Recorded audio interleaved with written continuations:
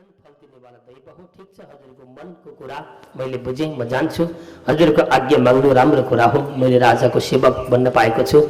हजुरको सेवा गर्नु यहाँभन्दा ठुलो मेरो उपलब्धि के हुन्छ र भन्दै अक्रुजीले अब राजाले भनेको नमान्दा पनि भएन। नमानुन् त जागिरबाट निकालिदिन्छन्, राज्यबाट च्युत गरिदेलान्, भरे दण्ड सजाइदेलान्। राम्रो काम त यिनले सुम्पेनन्। भगवान प्रभु परमात्मा, तपाईँले म मृत्युको दूत बनेर आज आउँदैछु। कंसले यस्तो डरलाग्दो काम मलाई सुम्पिएको छ। यसले गर्दा प्रभु मलाई अन्यथा नसम्झिनु होला।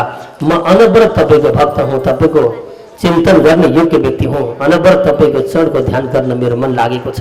परन्तु हजुरले मलाई आज यस्तो नसम्झिनु होला। यो पापी कंसले पठाएको मृत्यु गर्नको लागि मृत्युको दूतै हो त नसम्झिनु होला भन्दै मनमा नै यस्ता कुरा सोचेर कंसलाई स्वीकृति दिने भयो अक्रुजीले राजन।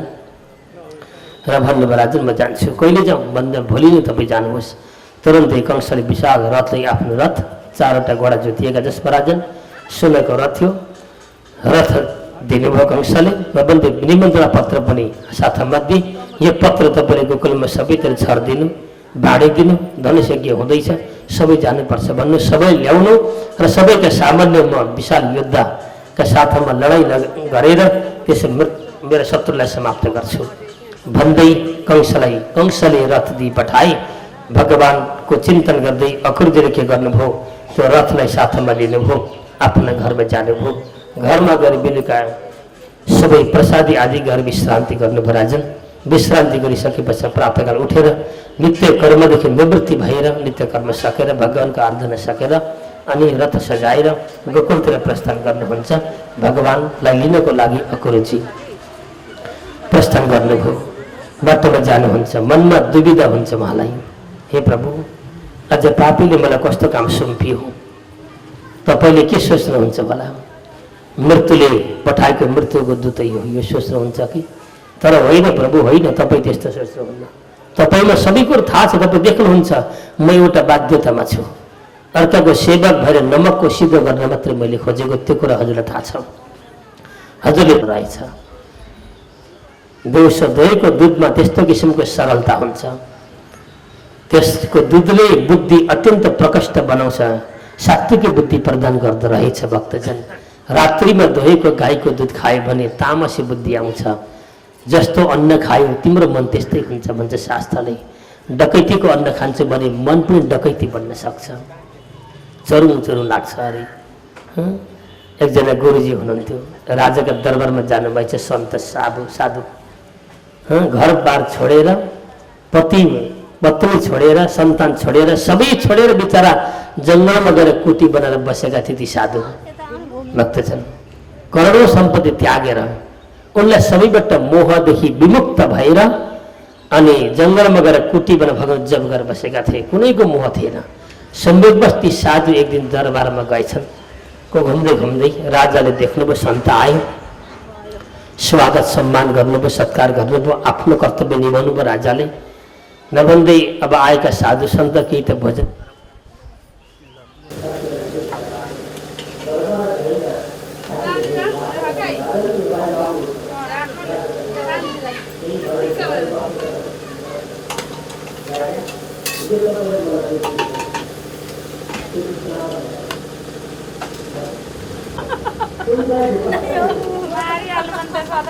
राम्रो भएर आइन्थ्यो नि, त्यही त आज क्यामेरा थियो।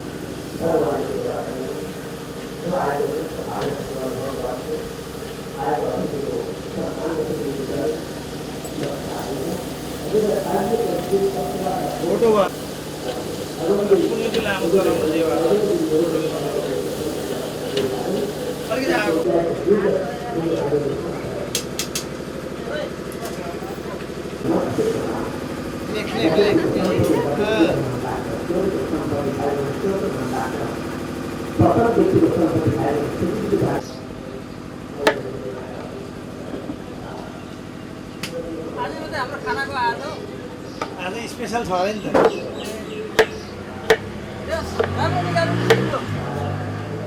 तिमीहरू चहिले राम्रो छौ यार, के हेर होइन खानामा चाहिँ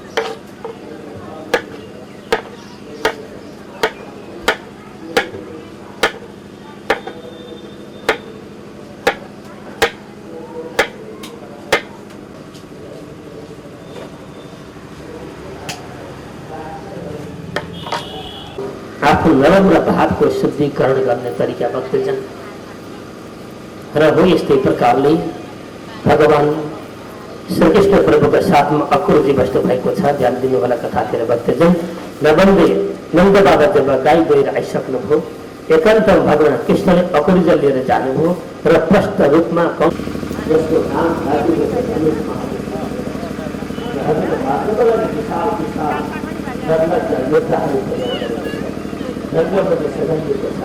लाखौंको संख्यामा नगरबाट निमन्त्रण गरिएको छ। अट्टालीहरू बनाइएका छन्। सबै दर्शकलाई हेर्नको लागि सजिलो होस् हेर्न गरिएको छ। विशाल मैदान तयार गरिएको छ। राजन र प्रभु र र यो कुरा कंसलाई पनि हजुरलाई भनिदिनु होला, किनकि कंसबाट मलाई डर छ, उसले जे पनि गर्न सक्छ, उसको मन अपराधी छ भन्दै भगवानले खेलाएको प्रत्यक्ष सबै कुरा भगवान अब जे गर्नुपर्छ म बेलाउँछु, तपाईँ नआत्तिनुहोस्, किनकि कंसको वध गर्ने बेला भएको छ, अब त्यसलाई मार्ने बेला भइसकेको छ भन्दै भगवानले के गर्नु अकुलले सावधान गराइदिनु भयो। र रात्रि भोजन प्रसाद गरिसके पश्चात भगवानले सारा नगरहरूमा ग्वालपाललाई आफ्नो जो गोकुलका जति पनि आफ्नो छिमेकीलाई निमन्त्रणा पत्र पठाइदिनु भयो। राति किनकि भोलि यति बजी मथुरा पुग्नु पर्नेछ।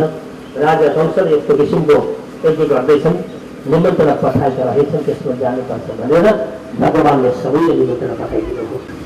सारा गाउँका वासी के खुसी भए, अत्यन्त हर्षित भए।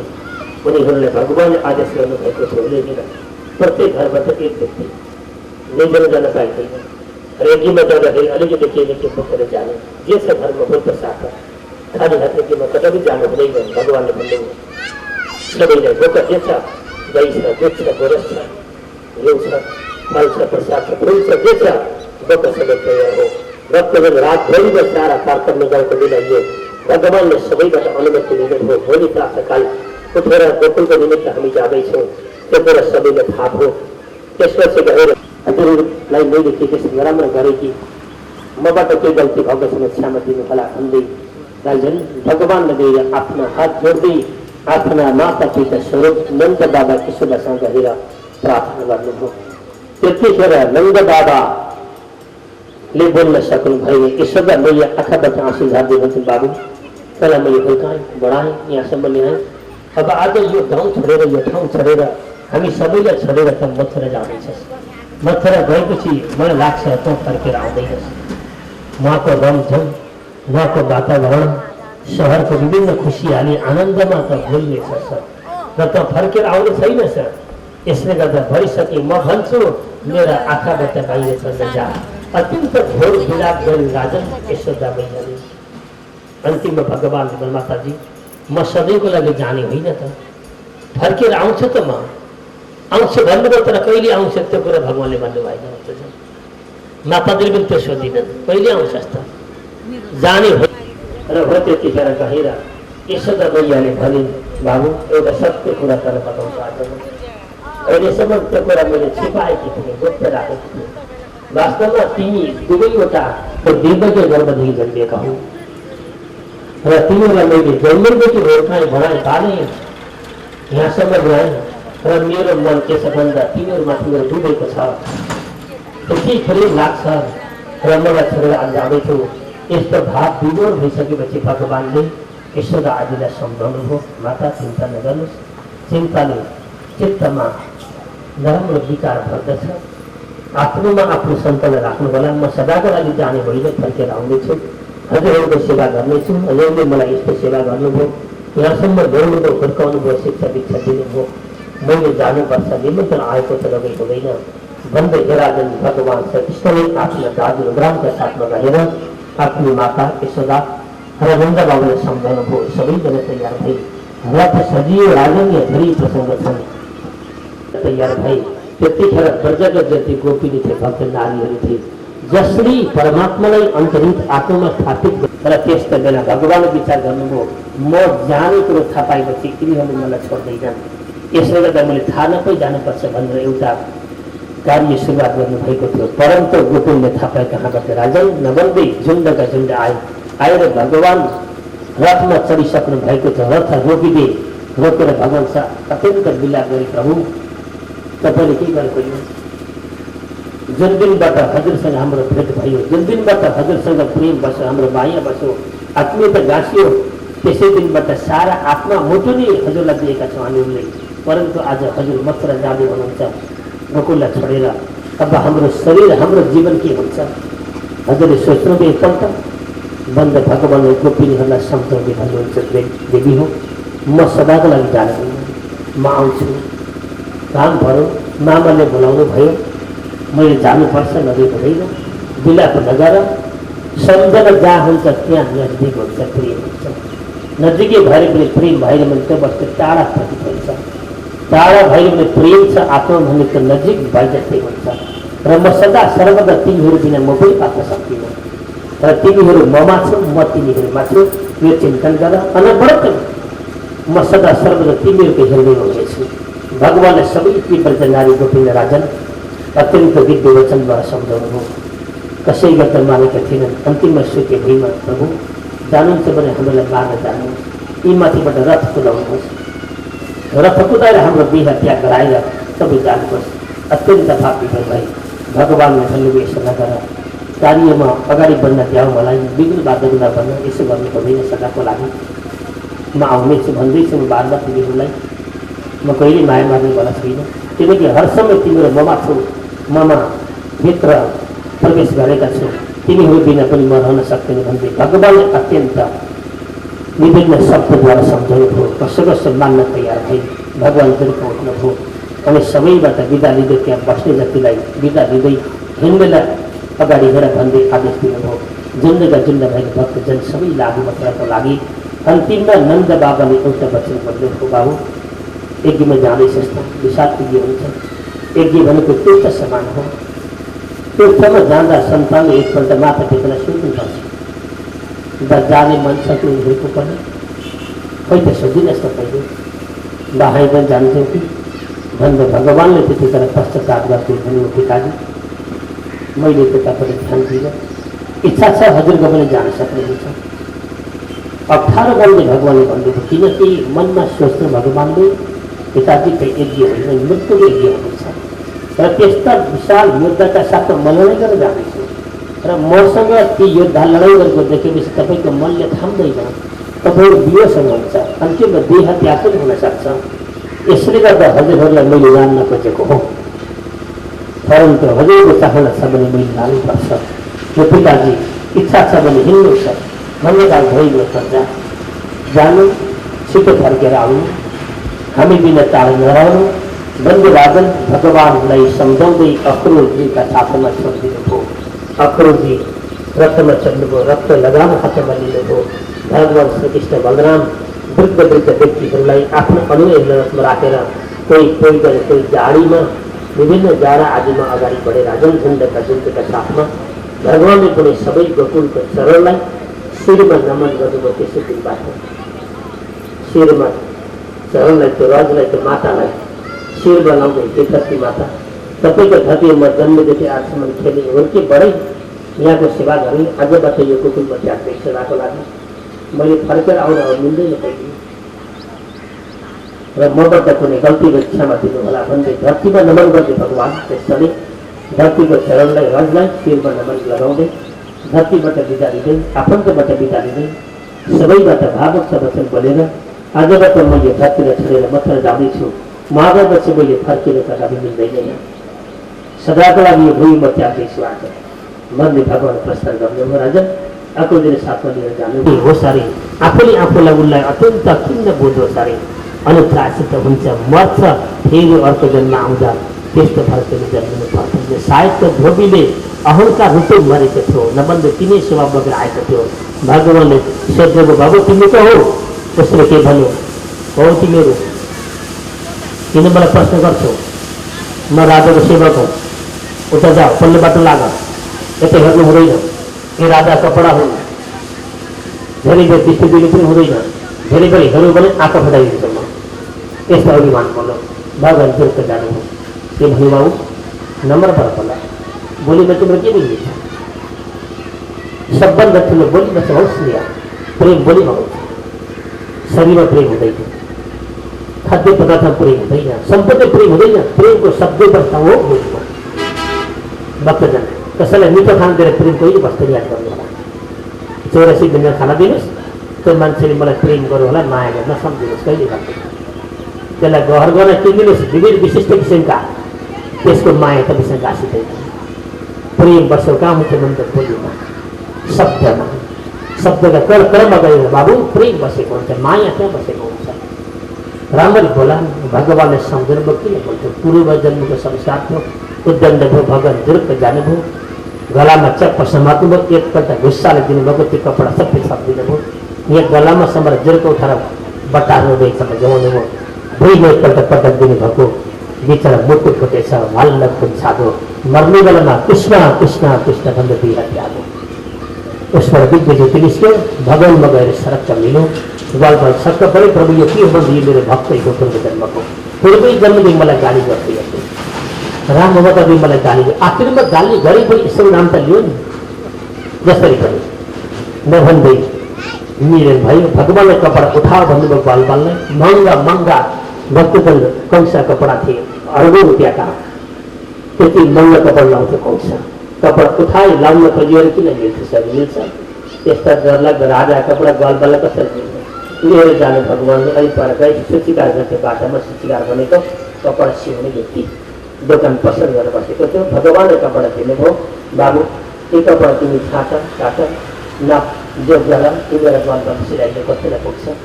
यसो हेर्दै हेर्दै एक टक लेख्नु, भगवानले भन्नुभयो बाबु किन हेर्छु मलाई, काम गर न।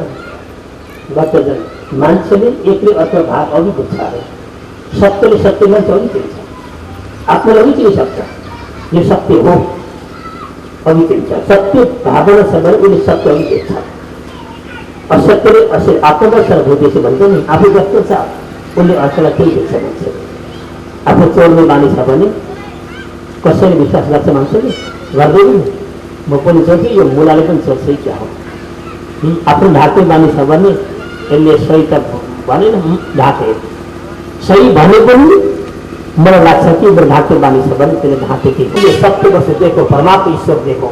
हात जोड्दै प्रभु हजुर काम गर्न पाएँ भन्दै आफ्नो सिलाउँदै गरेको कपडा फुत्त छाँको विषयबाट त्यो कपडा राखो, नाप्दै काट्दै छुँदै एकैछिनमा उसले तयार गरिदियो, लगाइदियो। भगवान अगाडि भन्यो बाबु तिम्रो जाऊ, गलबल गए। भगवानले सूचीकारलाई भन्नुभयो बाबु तिम्रो ज्याला कति हो, परेशानी कति?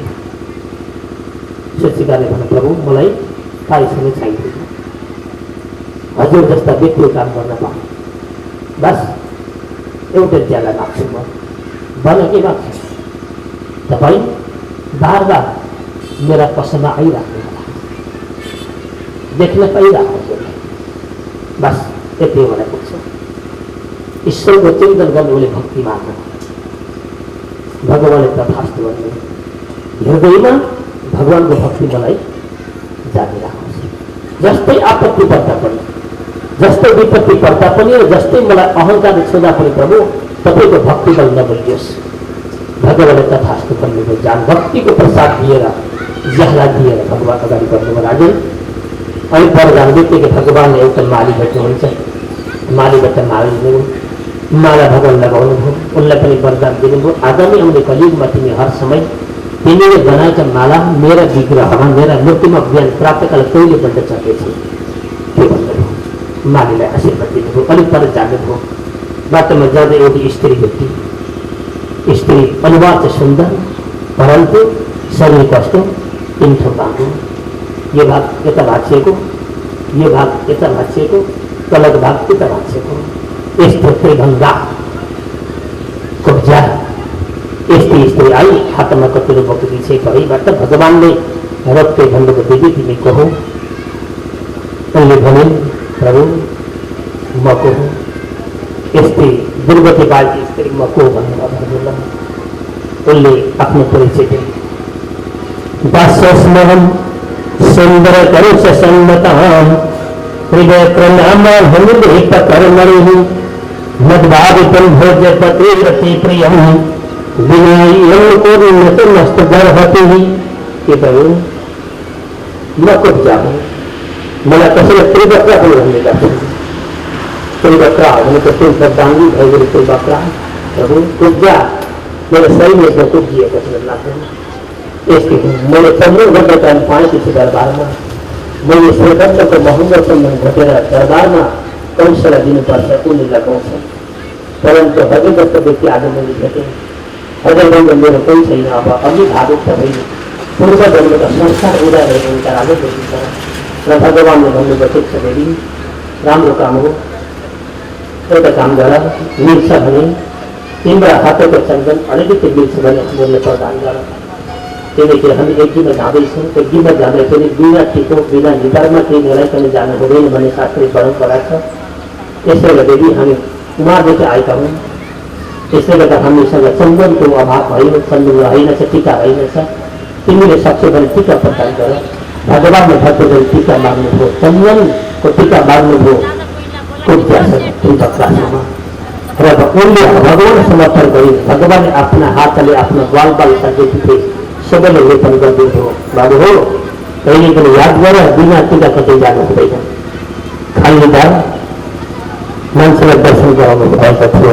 अरूको तीन ठाउँ बाँधेको श्री राजन सिधा मात्रै नभएर सुन्दरताले पनि परिपूर्ण थियो। यति कामुक भयो, यति कामुक भयो, यति सुन्दर शरीर भयो, आफूलाई सम्हाल्न सकिँदैन।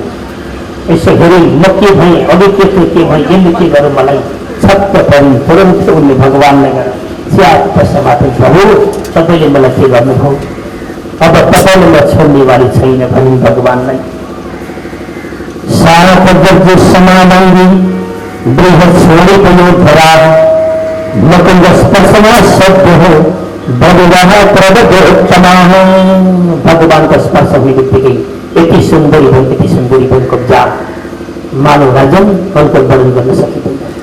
भगवान्लाई चेप्न समात्नु। भगवान्ले भन्नु देवी एकछिन रोका, अहिले म एउटा विशेष कामले गरेको, तिमी अब फर्केर घर जाऊ, तिम्रो घरमा तिमीलाई दर्शन दिन म आफूले स्वयं आउनेछु, तिमीले धाएर मेरो धामसम्म आउनुपर्ने छैन। भगवान्ले विदा गर्नुभयो। कोब्जा भगवानको आश गर्दै भगवान प्रतीक्षामा रहन्छु, है प्रभु यदि हजुर आउनु भएन भने मलाई दर्शन दिन म के गर्छु, तपाईँको नाम उच्चार गर्दै शरीरमा त्यागिदिन्छु र यसको अपराध हजुरले भोग्नुपर्छ। यस्तो भावुकता भयो राजन। कोब्जा अत्यन्त आँखाबाट आँसु ढाक्दै अत्यन्त भक्तिपूर्वकले भगवान्लाई प्रेम गर्दै आफ्नो कर्तव्य लागिन्। भगवान अगाडि बढ्नुभयो। अलि पर पुगेपछि भगवान्ले एउटा गेट देख्नुभयो, जहाँ एउटा विशाल हात्ती राखिएको थियो। राजन भगवान अगाडि बढ्न खोज्नुभयो, हात्तीले बाटो रोकिदियो। नाउँले सङ्गीत गऱ्यो। बलरामले भन्नु, भाइ तिम्रो हात्ती हटाऊ। माउले भन्यो, हटाउने चलन छैन, सक्छौ हटाएर जाऊ। हात्ती दौडेर आयो। भगवान बलराम अगाडि बढ्नुभयो। चप्पा हात्तीको दुईवटा दाँत समाप्तको एकपल्ट धकल दिन गएको छ। राजन कुपडिया पीर नामको हात्ती कहाँ पुग्यो, 10 हात पर गरेर धरो, कयौँ घर भत्काउने लडौ। भगवान बलरामका हातमा दाँत आई, तरबारको रूपमा तिनी हतियार बनाउनुभयो। हात्ती लडेको आवाज कंसका दरबारमा पुग्यो। दरबार पुग्ने बित्तिकै कंसलाई थाहा पायो कुपडिया पीर नामको हात्ती मरो। शत्रु चान्चुले छैन, कमजोरी छैन, किनकि कुबला पीर नामको हात्ती जेसुकैले परास्त गर्न सक्दैन। छक्क परो, बडो भएर बस्यो। भगवान भित्र प्रवेश गर्नुभयो। जाने बित्तिकै हेर्नुभयो भित्रको विशाल तयार कस्तो रहेछ। वरिपरि मञ्च सजाइएका, कुर्सी सजाइएका, अट्टाली एकदम स्टेप राखिएका, विभिन्न व्यक्ति स्टेप बाई स्टेप बसेका छन्। सबैजना अत्यन्त भिड छ, त्यहाँ लाखौँको उपस्थिति छ। एउटा विशाल मैदान, खाली मैदान छ। दुईपट्टि हतियार सजाइएका छन्। विभिन्न किसिमका गधा मुसलहरू राखिएका छन्। डरलाग्दो दुईपट्टि गएर 4-4 सल तोसल चरण मुस्टिक नाम गरेका डरलाग्दो व्यक्तिहरू तालपट्टि बसेका छन्। भगवान्ले परिवारको दृश्य देख्नुभयो। नमन्य भगवान माथि अट्टालीमा चढ्नुभयो। राजन तलको बाटो छोडिदिनुभयो। अट्टालीमा माथि दुईपल्ट माथि चढेर भगवान हाम फाल्नुभयो। तर सिधै हाम फालेर एकैचोटि जस्ता प्रकारले राजन दुईवटा साँडे जुत्ता कस्तो दृश्य उत्पत्ति हुन्छ। साँड घमासान लडाइँ गर्दाखेरि त्यहाँ कस्तो भयङ्कर समय आवाज आउँछ। त्यस्तो भगवान बलराम कृष्ण के गर्नुभयो, त्यसमा रौद्र कुद्नुभयो। कुर्सी टुक्रा पारिदिनुभयो। जसरी साँडेको जुदाई हुन्छ त्यस्ता प्रकारले भगवान कुद्नुभयो। हुँदै आयो अगाडि साँडहरू आयो, मुष्टिक आयो, सल आयो, त्यसल आयो, आँसु आइस्ता किसिमले आएका रालेर भगवान्लाई च्याप्प गदा पक्रिँदै एक गदा हान्दै त्यसलाई समाप्त गर्दै मार्दै क्षणभरमा त्यहाँ भएका सबै ती योद्धा राजन भगवानले समाप्त गर्नुभयो। कोही बाँचेन। पूर्णको भुइँमा लड्छन्, वायुमा खुन छाप्छन्, उल्टी गर्छन्, कृष्ण कृष्ण कृष्ण भन्छन्, देह त्याग्छन्। हेर्दा क्षणिकमा भएका ती सबै दैत्यको सम्भार भगवानले गर्नुभयो। सबै छक्कपल कति भागे, कतिको हातमा टुक्री हो। त्यतिखेर गहिरो कंस अगाडिपट्टि आए, हिम्मत कस्तै गदा लिएर आए। भगवानले गदा खोज्नुभयो, च्याप्प गरेर फ्याँकिदिनुभयो। मामा शान्त हुनुहोस्। भगवानले गलामा समाउनुभयो, गर्दनमा भुइँमा एकपल्ट थिचार्नुभयो। त्यतिखेर मनस्थिति अलिकति बिग्रो कंसको, राजन अत्याचारी कंसको। र त्यस बेलामा उनले सम्झे, हे प्रभु हेर्दा सानो सानो छ, बडा बलवान छ, कहीँ यसले मलाई आज मार्छ के गर्छ। त्यतिखेर मन डरायो कंसको भक्तजन। र हो त्यतिखेर उनले रातोदेखिका सपना पनि सम्झ्यो। अरे आज मैले नराम्रो सपना देखेको थिएँ, सायद त्यो सपना साकार नहोस्। उनले मृत्युकारक सपना भक्तजन सपनामा देखेको त्यो भनिन्छ। कस्तो सपना देख्यो भने के हुन्छ अरे, सपनाले सङ्केत गर्छ है भक्तजन। र याद गरौँ, मूल्याङ्गतङ्ग भगवानको, भक्तवत्सल भगवानको। बाटो शान्त है, अलिअलि हल्ला कता कता मचिने सुरु गरौँ। केमा चित्त बुझेन जस्तो लाग्यो मलाई। भन्नुहोस् त्यस्तो केही छ भने सुधार्नु पर्ने, म सुधार्छु, हल्ला नगर्नु होला। र सपनामा कंसले के बुझ्नुभयो राजन, काला घोडामा चढेर दक्षिणको यात्रा गरियो। घोडा रोकिएर दौडको देरी गर्यो भने सम्झिनुहोस्, तपाईँको आयु भनेको 28 दिनको। 28देखि 1 मिनेटमा तपाईँ राम नाम शक्ति हो, सम्झिनु होला। र सपनामा गएर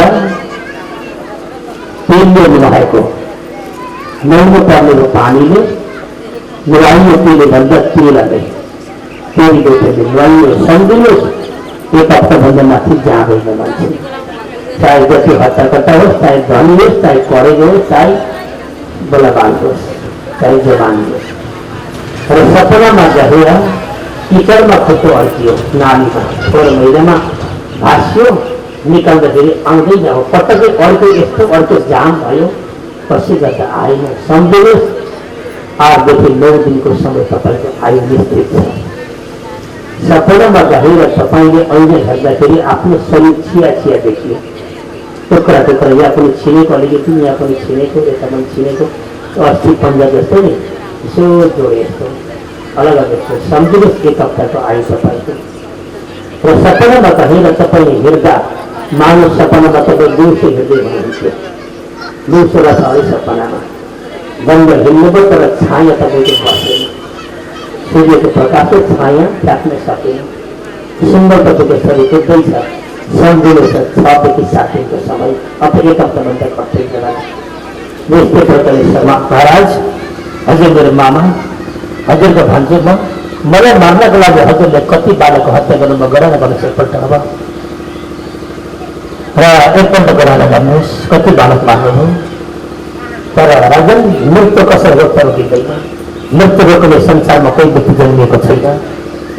उसले गर्दा राजन, मृत्युको निमित्त बच्नको लागि तपाईँले करोडौँ बच्चाको हत्या गर्नुभयो, त्यसको प्रायश्चित गर्नुहोस्। अब त्यो कर्मको प्रायश्चित गर्नुहोस् भन्दै भगवानले कंसलाई भक्तजन गर्दनमा समात्नुभयो, भुइँमा पछार्नुभयो, घोप्टी आएर उदर शिर बनाएर, अनि तर रगत प्रवेश बाङ्गामा यहाँ समाएर मसला विशेष गरी यसो लगाउँदा कति पीडा हुन्छ होला, कति पीडा हो, असह्य पीडा हो, सहन सकेन। साह्रै यो सबै समाप्त भएर गयो। त्यतिखेर उनले सम्झ्यो, प्रभु हो मैले अपराध गरेको हो, मबाट गल्ती भएको हो, मलाई विकार छ।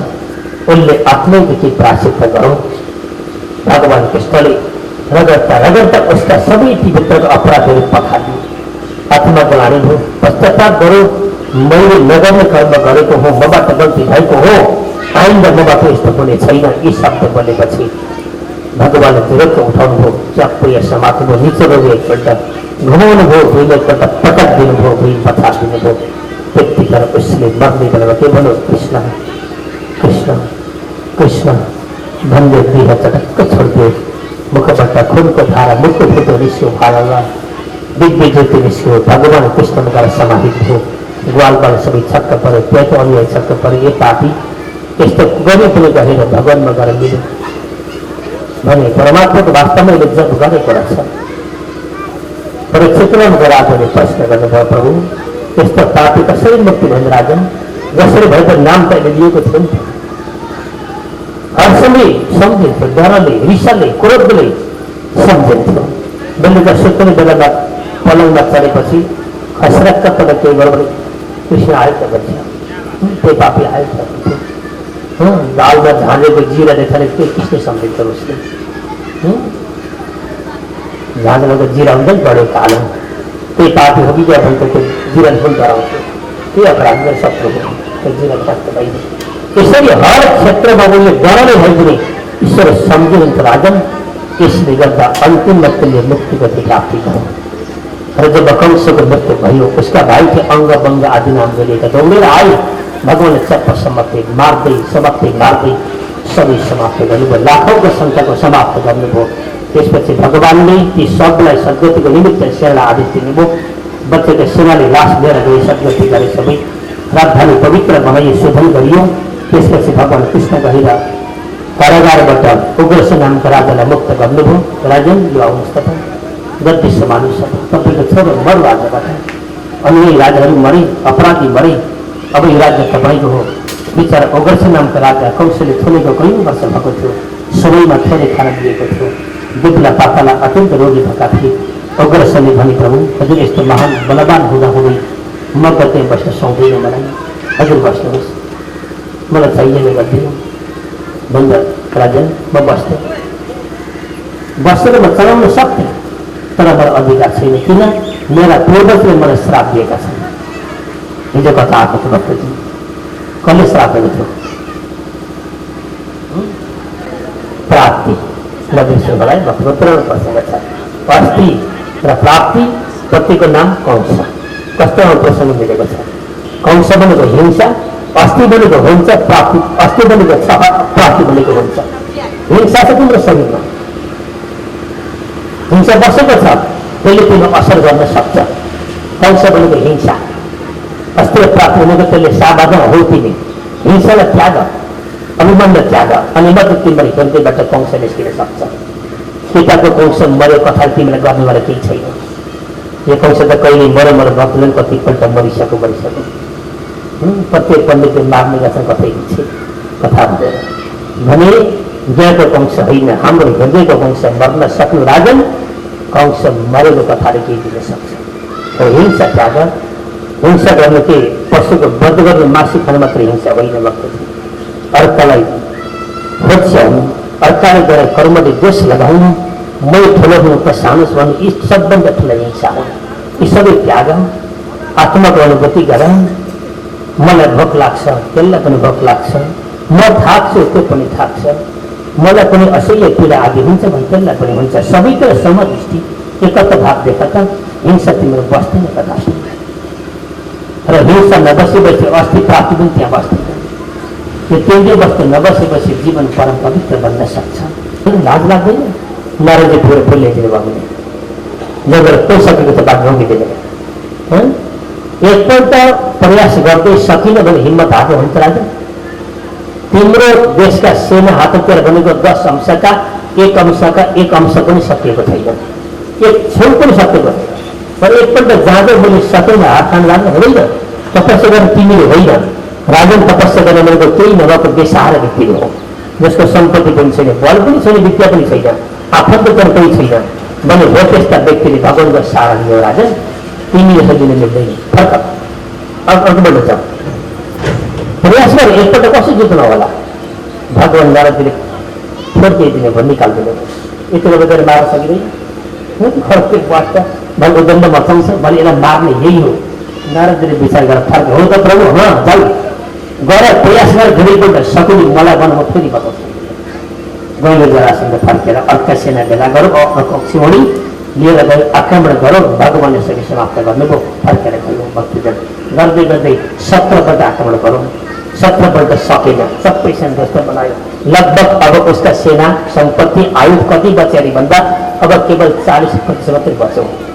60 सकिसक्यो, 60% जनता पनि मारिसक्यो, सेना पनि मारिसक्यो, हतियार पनि सक्यो, सबै सक्यो। अब 40% मात्रै जनता उसका आयुधहरू बाँकी रह्यो। अन्तिममा हार भइसकेर अब भएन लाग्नु पर्यो बाटो भनेर जङ्गल जान आँटेको थियो। त्यतिखेर फेरि नारदजी पुग्नुभयो। पुगेर के गर्नुहुन्छ, बाबु फेरि कहीँ नआएको प्रभु, तपाईँले भनेको लागेन, 17 पल्ट गई सकिन, सेना पनि सकियो, अब त हतियार पनि सकियो, अब त मेरो उपाय छैन, म त जान्छु जान्छु ब्रह्माजीको तपस्या गर्न।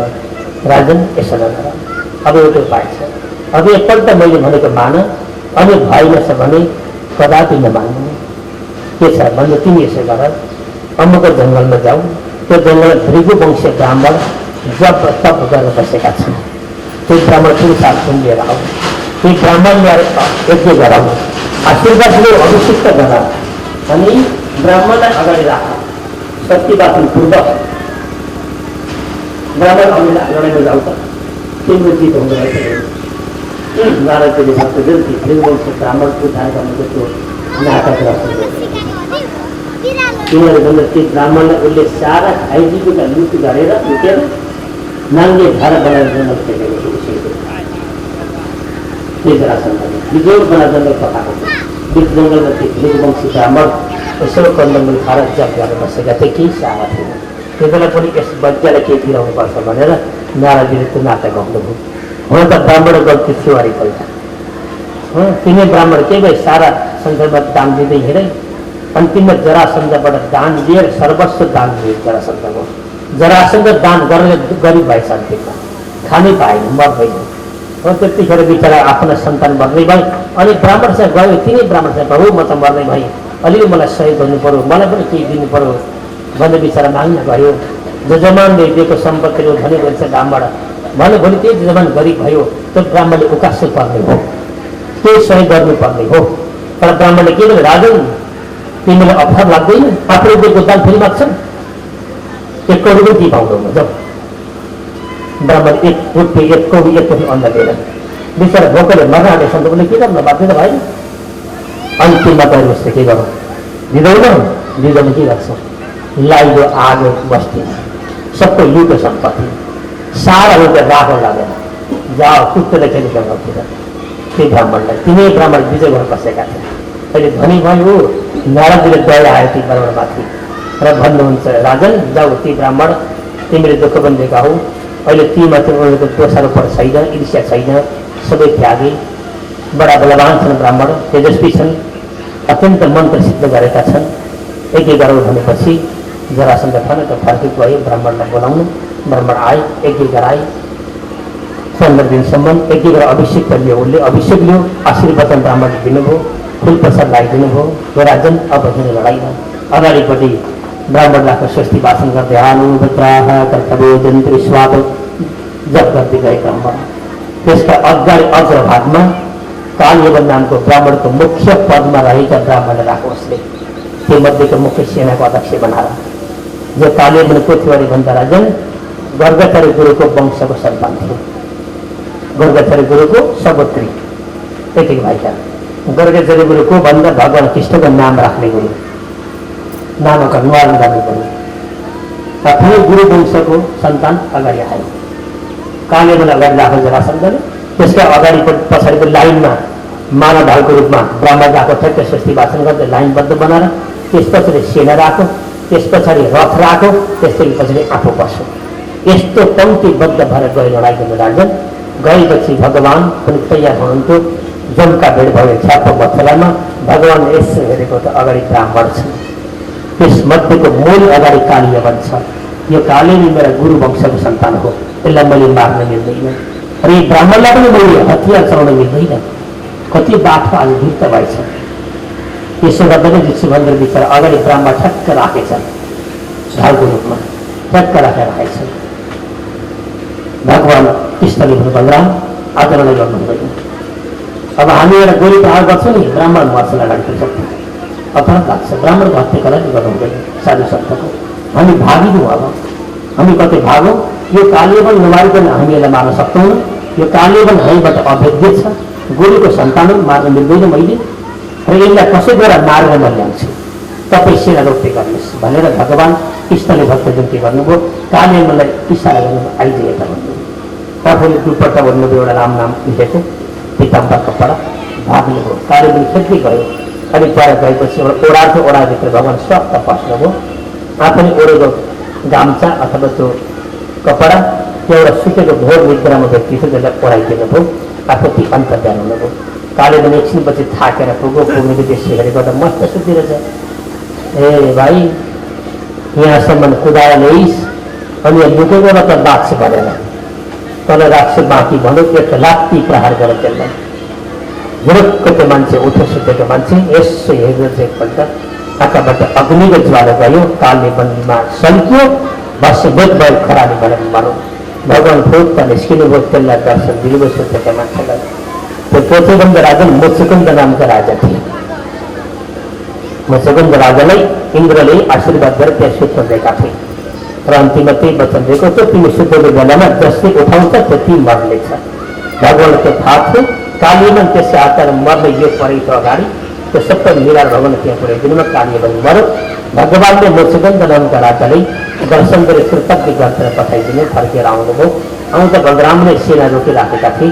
त्यस बेलामा भगवान्ले भन्नु बलराम अब लडाइँ नगर्नु आज भाग्नु एकपल्ट भाग्नुपर्छ। यसो गर्दा यसलाई पनि विश्वास होस् नारदजीको वचन हो। ब्राह्मणको शक्ति गर्छ। आज पनि जित्यो भन्नुहोस् न।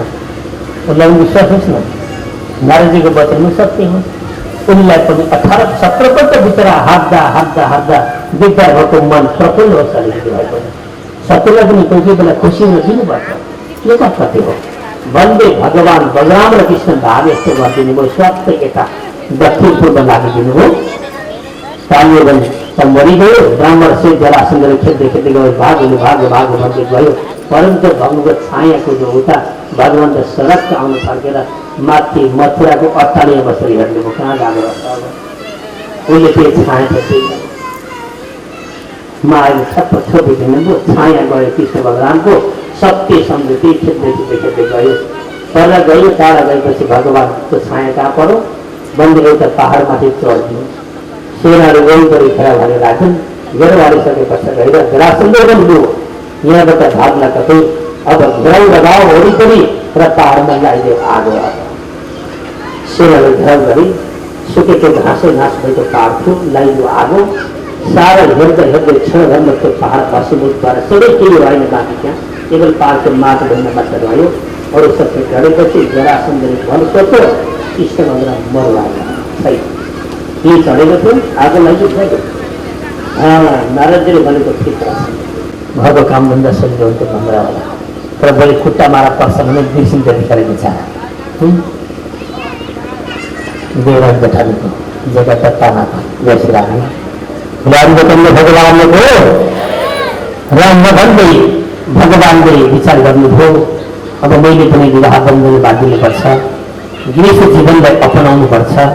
गृहस्थी आश्रमको धर्म के हो त्यो सन्तानलाई मैले सिकाउनुपर्छ भन्ने भावना गरेर राजन भगवान् कृष्णले के गर्नुभयो। एकजना राजाकी छोरी विदर्भ देश ती राजाकी छोरीसँग भगवान्ले एउटा राक्षस विधिद्वारा उहाँले विवाह सन्तान गर्नुभयो जसको नाम थियो रुक्मणी भक्तजन। रुक्मणी विदर्भ देशको राजा छोरी रुक्मणीसँग भगवान्ले गन्धर्व विधि भनेको राक्षस विधि भनेको अपहरण गर्ने विधि। त्यसलाई भनिन्छ राक्षसमा 8 किसिमका विवाह हुन्छन्। हाम्रा 8 बच्चेको त्यसलाई राक्षस विधि भन्छ। अर्काकी छोरी जबरजस्ती माता पिता नचाहँदै पनि जबरजस्ती लिएर आएर बिहे गर्ने त्यसलाई अपहरण गरेर ल्याउने विधि राक्षस विधि भन्छ। गन्धर्व हुने भन्छ राक्षस विधि भन्छ। तपाईँ हाम्रा छोराछोरी त्यही विधि मात्रै अपनाउँछौँ किन हो। वैदिक विधि कसैले मन पराउँछ। फुस्सामा हेऱ्यो पटपुट्टा लिएको गरो अघि मिलायो राक्षस विधि हो। यो सबै के हो भन्दा संस्कारको धेर भयो क्या। संस्कार धेर सिकेर यस्तो भएको र होली भगवान्ले विवाह गर्नुभयो। भनिसके पश्चात गएर एकपट्टि परीक्षित नामका राजाले प्रश्न गर्नुभयो प्रभु त भगवान्ले के राक्षस विधिलाई बिहे गर्नु पर्थ्यो। भगवान्ले मार्दाखेरि सडकमा दिँदै कसरी कन्या दिन्थ्यो नि। त्यस्ता वीर पुरुष सुन्दरता भरिपूर्ण हुनुभएको हरेक कुराबाट परिपूर्ण भएको व्यक्तिलाई जसले कन्या दिन्थ्यो नि त भगवानको अर्थ कि छोरी जबरजस्ती ल्याउनै पर्थ्यो? त्यो के कारण हो? प्रश्न गर्दै परीक्षित राजाले सुखदेव स्वामीसँग सुखदेव स्वयं हुनुहुन्छ राजन, हो तिमीले सही कुरा गर्यो, भगवानले माग्दा हुन्थ्यो तर अवश्य त्यस्तो आएन भगवान। र सुन तिमीले सोध्यो विदर्भ देश भीष्मक राजा त्यो छोरी रुक्मिणी थिए। भक्तु यो कथा अब भन्नु 2 दिन लाग्छ तर म यसलाई 5 मिनट सक्छु है, अन्यथा सम्झिनु होला किनकि समयले साथ दिन सकेन।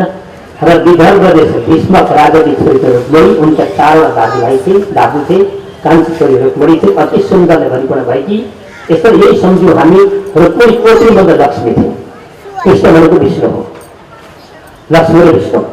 भगवानले त्यो विदर्भ देशको संहार गर्नको लागि त्यहाँका दैत्यको संहार गरेर धर्मको स्थापना गर्नको लागि दुष्ट राजाहरूलाई मार्नको लागि भगवानले एक अंशले लक्ष्मीले त्यहाँ जन्म दिनुभएको थियो।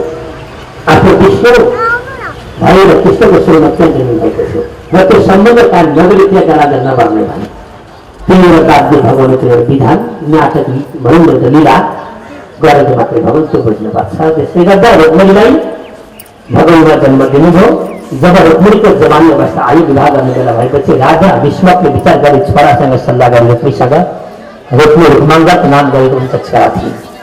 हेर भाइ बहिनीको बिहे गर्ने बेला भयो, अब कुमार खोज्नुपर्छ भन्दा भन्छ पिताजी म खोजेर आउँछु। त्यतिखेर चलन के थियो भने भक्तजन कन्या पक्षले केटी खोज्नु पर्थ्यो, केटी पक्षकामा केटाको पक्ष कन्या माग्दै जाँदैनथे, छोरीवालाले नै छोरा खोजी हिँड्नु पर्थ्यो, कन्याकुमार अथवा विवाह गर्ने केटा खोजेर हिँड्नु पर्थ्यो। नबन्दै रुक्मीले के गरे, पिताजी म जान्छु अब बहिनीको बिहेको लागि कुमार खोज्न भन्दै ऊ गएर ब्रह्मवंशको पुत्र शिशुपाल जसको नाम थियो, अति सुन्दर शिशुपाल कोही नभएर भगवान कृष्णको फुपूको छोरो पर्थ्यो। जो कथा भक्तन भरि आउँछ कि भोलि बिहान आइपुग्छ, बडा रोचक कथा छ। नभन्दै शिशुपाललाई रुक्मीले दिने भई मेरी बहिनी अति सुन्दरी। साँच्चै भन्नुपर्ने भक्तजन शिशुपालको फोटो कता कता सायद देख्नुभएको छैन होला, कमजोर देखा पर्छ। शिशुपाल जतिको सुन्दरताले भरिएको पुरुष थिएन अरे के अर्को, त्यति जीवकाल मिलेको सुन्दरता भनिएको। त्यस्तो व्यक्ति देखेपछि रुक्मीले विचार गरे यसैले म बुझ्दै दिन्छु। उनले कन्फर्म गरे किसिम हजुर मेरो बुझ्नु छ आउनुहोस् एकपल्ट। नभए शिशुपाल गयो, हेराहेर गरे परिबाट रुक्मीलाई छोडिदिएन। उनले हेऱ्यो, उनले मन परायो, उनले मन पराएपछि रुक्मीले मन नपराउने कुरै भएन भन्ने सोचे।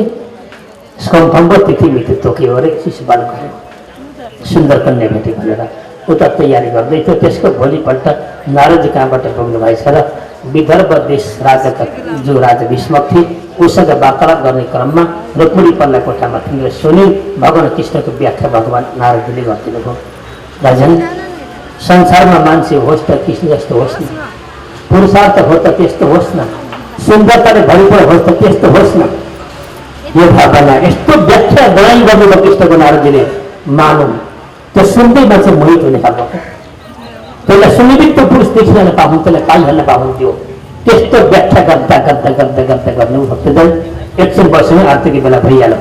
5 मिनट छ अब आरती गरेर हामी सकिहाल्छ। यो कथालाई टुङ्ग्याएर आरती गरेर मात्रै जानु होला, यो अति उपलब्धि छ। 2 मिनट बस्नु होला अब। नभन्दै भगवान नारदजीले यति व्याख्या गर्नुभयो, कृष्णको वर्णन गर्नुभयो, बढी चढाइ गर्नुभयो। त्यो सुन शब्द रुक्मिणीले कानमा पर्यो, मन लोभ्य उनको। उनले भने प्रभु मेरो बिहे हुन्छ र कृष्णसँग हुन्छ, नभए हुँदैन। सङ्कल्प गरे नारदजीले बिउ पोखिदिनु भयो, झगडाको लाग्नु भएको। भोलिपल्ट सरसल्लाह हुँदै थियो, रुक्मिणीले बोलाइयो, देवी तिम्रो त शिशुपालसँग बिहे हुँदैछ अमुक दिन, कसलाई सोध्नु तपाईँहरूले, मलाई सोध्नुभयो, नसोध्नु के काम थियो? म गर्दिनँ बिहे कहिले, म बिहे नै गर्दिनँ, कुनै हालतमा उनले तोडिनु वचन। रुक्मिणीले सोध्यो तिम्रो के कोही पुरुष छ मन पराएको? भन्दा दाजु यस्तो नसोध्नुहोस्, म बिहे गर्दिनँ कुनै हालतमा, म गर्दिनँ त। उनले सङ्कल्प तोडी भोलिपल्ट मन्दिरमा गई, गिरिजा मन्दिरमा पार्वतीकी भक्त थिइन् हो। भगवानलाई पुकारिन्, प्रभु यदि मैले सत्कर्म गरेकी छु, अहिलेसम्म मेरो मन परपुरुषमा गएको छैन, असत्कर्मतिर मन गएको छैन, मैले तपाईँको आराधना गरेकी छु भने त्यो हिजो व्याख्या गरेको व्यक्ति जो हो कृष्ण, त्यो मेरो पति बन्न सकोस्, त्यसलाई पति बनाऊ। यदि हुन्छ मेरो त्यही पति हुन्छ, हुँदैन मेरो शरीर समाप्त हुन्छ। जन्म जन्मान्तर एकपल्ट पाउँछ भन्दैन। अहिले पाइनु अर्को जन्म गर्दै यस्तो सङ्कल्प उनले गरिन् नबन्दै हर सम्झाउँदा पनि उनलाई लागेन। अन्तिममा नलागे पनि रुक्मीले जबरजस्ती के गर्नु भने भक्तजन ठिक छ मेरी पनि एकछिन मान्दिनँ के भन्छ आउँछ जबरजस्ती भइदिनु म त्यसलाई दिइ पठाउँछु। सङ्कल्प भयो दुवैको। यताबाट शिष्यपाल पनि तयार भयो आउनको लागि, यता रुक्मिणीलाई पनि विवाह गर्न तयार भए। रुक्मिणीले अन्तिम एउटा उपाय निकालिन्। मैले मात्रै मन पराउँदैन, उसको त कुरासँग मैले मन पराएँ, तर उसले पनि मलाई देख्नु पऱ्यो नि, मेरो भाव बुझ्नु पऱ्यो। उसले मन पराउँछ मलाई भन्ने कुरो उसले थाहा पाउनु पऱ्यो। यो थाहा नपाइकन मेरो गल्ती हुन्छ भने हे प्रभु अब के गरेर कसरी थाहा दिउँ भन्दा उनले एकजना ब्राह्मणलाई गोप्य चिठी लेखिन्। अत्यन्त सुमधुर सम्बन्धको सम्बन्धमा सारा कुरा दर्शाइन्। त्यहाँ बडा राम्रा श्लोक लेखिन्, मार्मिक श्लोक लेखेर बाबु ब्राह्मण देवता यो लगेर भगवान् कृष्ण लिएर आऊ तिमी द्वारकामा छन्। देवी मैले द्वारका मथुरा देखेको छैन, देख्न त मैले पनि देखेको छैन, तिमी पुरुष सधैँ जाऊ।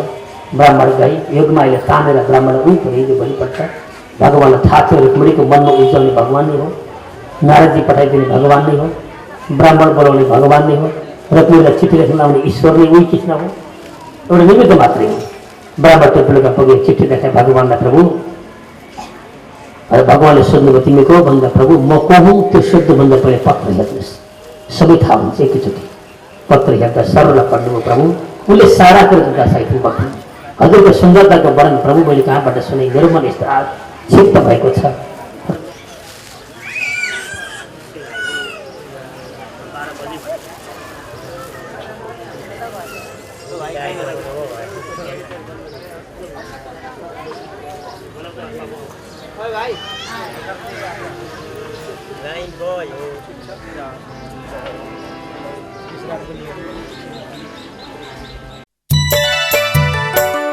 कृष्ण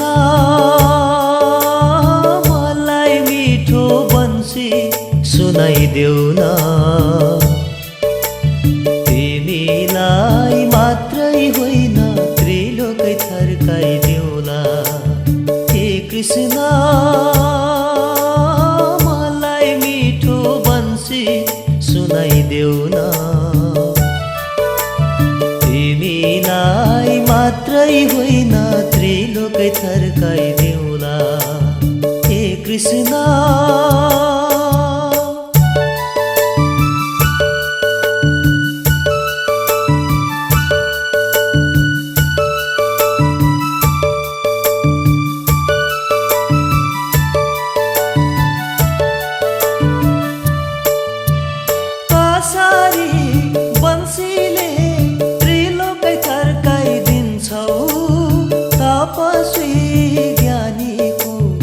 आसन डगाइदिन्छौ, कासारी बन्सीले त्रिलोकै थर्काइदिन्छौ, तपस्वी ज्ञानीको आसन डगाइदिन्छौ। हे कृष्ण मलाई मिठो बन्सी सुनाइदेऊ न,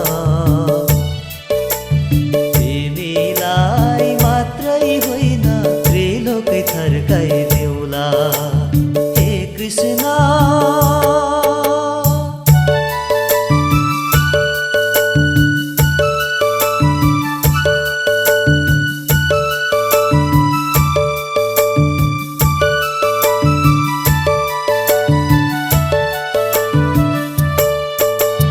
बन्सीको महिमा बुझ्दैनौ तिमी राधा,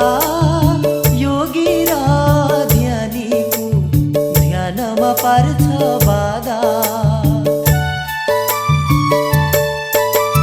बन्सीको महिमा बुझ्दैनौ तिमी राधा, योगी र ध्यानीको ध्यानमा पार्छ बाधा। हे कृष्ण मलाई मिठो बन्सी सुनाइदेऊ न, मात्रै होइन त्रिलोकै थर्काइदेऊला। हे कृष्ण